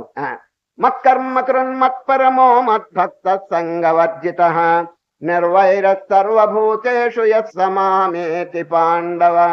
ఓ అర్జున, మత్కర్మ కర్మయోగం ఆచరించండి. చూడండి, 3 యోగములు దీంట్లో ఉన్నాయండి. మత్కర్మ, మత్పరమ ధ్యాన యోగం, మత్పరమ సంగవర్జిత భక్తి యోగం, తర్వాత జ్ఞాన యోగం. 4 మళ్ళీ చెప్తున్నాను. మత్కర్మకృత్ కర్మయోగం, మత్పరమ ధ్యాన యోగం, మద్భక్త భక్తి యోగం, సంగవర్జిత జ్ఞాన యోగం. ఈ 4 యోగములు ఒక పాదంలో చెప్పిన ఆయన, అర్జున చక్కగా ఆచరించండి. కానీ మీరు ఆ 2వ పాదం చాలా ముఖ్యమండి. నిర్వైర సర్వభూతేషు యస్సమామేతి పాండవ. ఏ ప్రాణిని బాధించవద్దు. ఇది చాలా ముఖ్యం అండి. అయ్యా, యోగాలు అందరూ ఆచరిస్తున్నారండి, కానీ ప్రాణి మీదండి దయ చూపటం లేదండి, విశాల భావం లేదండి. అది సరే, తన్ను తాను ఎట్లా ప్రేమించుకుంటున్నాడో పరప్రాణిని కూడా ఆ విధంగా ప్రేమించటం అనేది గీత యొక్క ముఖ్య ఆశయం అండి. నిర్వైర సర్వభూతేషు యస్సమామేతి పాండవ. అందులో విశ్వరూపం యొక్క చివర ఈ వాక్యం చెప్పినారంటే దీనికి కారణం చెప్తాను వినండి. ఇతరుల మీద ఎందుకు ద్వేషం కలిగి ఉండకూడదు అని చెప్పి ఎవరైనా ప్రశ్న అడిగితే, నీ శరీరంలో ఉండేటువంటి ఒక అంగం ఇంకొక అంగాన్ని కొడుతుందా అని దానికి జవాబు చెప్పాలని. ఒక శరీరంలో ఒక అవయవం ఇంకొక అవయాన్ని బాధ చేయదు కదా. అదేవిధంగా విశ్వరూపంలో ఒక ప్రాణిని ఇంకొక ప్రాణి ఎప్పుడు బాధ చేయకూడదు. ఎందుకు? అవన్నీ కూడా భగవంతుని యొక్క అవయవాలు. ఇప్పుడే విశ్వరూపంలో చూపించినారు కదండి, అనేక బాహూదర వక్త్ర నేత్రం. మరి ఒక అంగం వచ్చి ఇంకొక అంగాన్ని ఎప్పుడైనా బాధిస్తుందా చెప్పండి. విశ్వరూపం యొక్క అంతరార్థం తెలిసిన వాడు ఎవడు కూడా ఒకరిని బాధించడండి. నిర్వైర సర్వభూతేషు యస్సమామేతి పాండవ. ఒక ఆశ్రమంలో జరిగిన విషయం చెప్పి నేను విరమిస్తున్నాను. ఒక గురువు గారు ఉన్నాడండి, ముసలాయన, వృద్ధుడండి. ఆయనకి 10 ఏళ్ల నుంచి ఒక శిష్యుడు సేవ చేస్తున్నాడండి. ఏ విధంగా సేవ చేస్తాడు? శిష్యుడిని ప్రాణాన్ని కూడా అర్పణ చేస్తాడండి. అంత చక్కగా సేవ చేస్తున్నాడు. కొత్తగా ఒక శిష్యుడు చేరాడండి. 6 నెలల కింద కొత్తగా ఒక శిష్యుడు చేరాడు. ఒకనాడు గురువు గారు ఒక మైలు దూరం ఎక్కడో ప్రయాణం చేసి ఆశ్రమానికి తిరిగి వచ్చి మధ్యాహ్నం భోజనం చేసి, ముసలాయన కదండి, పండుకున్నాడండి. కాళ్ళు నడిచి కాళ్ళు నొప్పిగా ఉన్నాయి. అంచేత కాళ్ళు బారజాపుకుని మొదటి శిష్యుడిని పిలిచాడండి. నాయన, కాళ్ళు నొప్పిగా ఉన్నాయి, కొంచెం ఒత్తరా నాయన అని చెప్పి. వాడు పరిగెత్తుకుంటూ వచ్చి కాళ్ళు ఒత్తటానికి వస్తుంటే 2వ శిష్యుడు, గురువు గారు క్షమించండి, ఆ మొదటి శిష్యుడు 10 ఏళ్ల నుంచి మీ కాళ్ళు ఒత్తుతున్నాడు. వాడు ఎంతో పుణ్యం సంపాదించాడు. నేను కొత్తగా వచ్చాను, మీ కాళ్ళు ఒత్తే పుణ్యం నాకు, భాగ్యం నాకు కలుగు చేయండి అని కొత్తవాడు వచ్చి ప్రార్థన చేశాడండి. మొదటివాడు, స్వామి గురుదేవా, వాడిని మాత్రం పెట్టబాకండి కాళ్ళు ఒత్తే పనికి, ఇప్పుడే కొత్తగా వచ్చాడు, వాడికి అనుభవం తక్కువ. నేను 10 ఏళ్ల నుంచి మీ కాళ్ళు ఒత్తుతున్నాను, ఎక్కడొత్తాలో నాకు బాగా తెలుసు. వాడికి ఎక్కడొత్తాలో తెలియరాని చోట ఎత్తాడంటే మీకు పరలోక ప్రయాణం, కాబట్టి కొంచెం జాగ్రత్తగా విచారించండి, వాడిని పెట్టద్దు అన్నాడు. వీడన్నాడు 2వ వాడు, స్వామి 10 ఏళ్ల నుంచి వాడు లారీ పుణ్యం కొట్టేశాడండి, ఇంతవరకు మీకు సేవ చేసి, నేను కొత్తగా వచ్చాను, నన్ను వీళ్ళిద్దరు కీచులు ఆడుకుంటుంటే గురువు గారు, రై కొట్టుకోబాకండి ఇద్దరు, భగవంతుడు నాకు 2 కాళ్ళు ఇచ్చాడు, ఇద్దరు శిష్యులు ఇచ్చాడు, నేను కాళ్ళు బారజాపుకుంటాను, నువ్వు ఒక కాలు ఒత్తు, నువ్వు ఒక కాలు ఒత్తు అని ఇద్దరికి డివైడ్ చేశాడండి కాళ్ళు. ఇద్దరు ఒత్తుతున్నారండి. వాళ్ళకి అసలు ద్వేషం లేకుండా ఉండాలి కానీ ఒకరి మీద ఒకరికి వైరం ఉందండి. అంచేత పొరపాటున గురువు గారి ఒక కాలు వచ్చి ఇంకో కాలు మీద పడిందండి పొరపాటున. వాడు అన్నాడు, రై ఏరా నా కాలు నువ్వు ఎందుకురా కొట్టావు అన్నాడండి. నా కాలు నువ్వు కొట్టావని వాడన్నాడండి. కోపాలు ముదిరిపోయినాయండి. గురువు గారి కమండలం తీసి ఆ కాలును కొట్టాడండి వాడు. వీడు గురువు గారి యోగదండం తీసి అవతల కాలు కొట్టాడండి. గురువు గారు లేచి, ఏరా నా కాళ్ళు కొడుతున్నారు? స్వామి, ఇది మీకు సంబంధించింది కాదు, మా అంతరంగ సమస్య అన్నాడు. ఓరిని అంతరంగం పాడుగాను నా కాళ్ళు నాశనం చేస్తున్నారా వీళ్ళు? చూడండి ఇట్లా ఉంటుందండి పరిస్థితి. సుజాత, గురువు గారు 2 కాళ్ళు నాశనం చేస్తున్నారు ఇద్దరు కలిసి. ఎవరికండి బాధ చెప్పండి? నా కాలు నా కాళ్ళని వాడు కొట్టుకుంటున్నారే, ఇద్దరు కాళ్ళు కాదండి, ఇది గురువు గారి కాళ్ళు. అదే విధంగా విశ్వమంతైన ఒకే స్వరూపం ఉన్నప్పుడు ఇది నాది ఇది నాది అని చెప్పి కొట్టుకుంటుంటే ఎవరికి అపచారం చేసినట్టు కొంచెం ఆలోచించండి.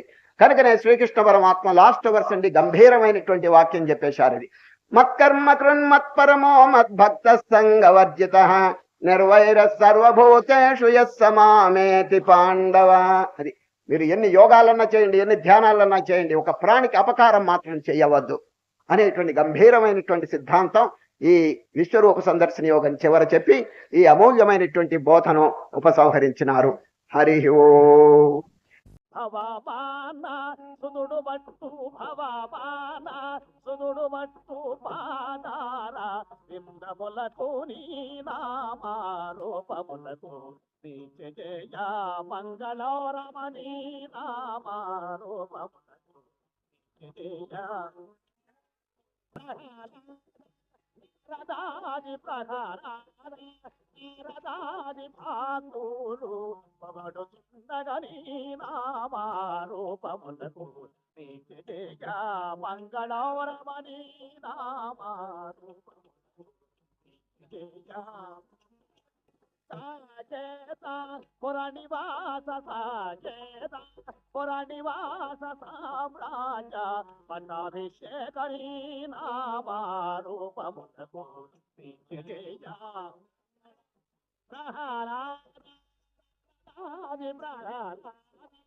ప్రహరాది భాతులు పగడుతుండగని నామారూపములకు జయ రాజీవ నయన త్యాగరాజీవ నయన త్యాగరాజావి నోటమనరగని నామారూపములకు జయ రామ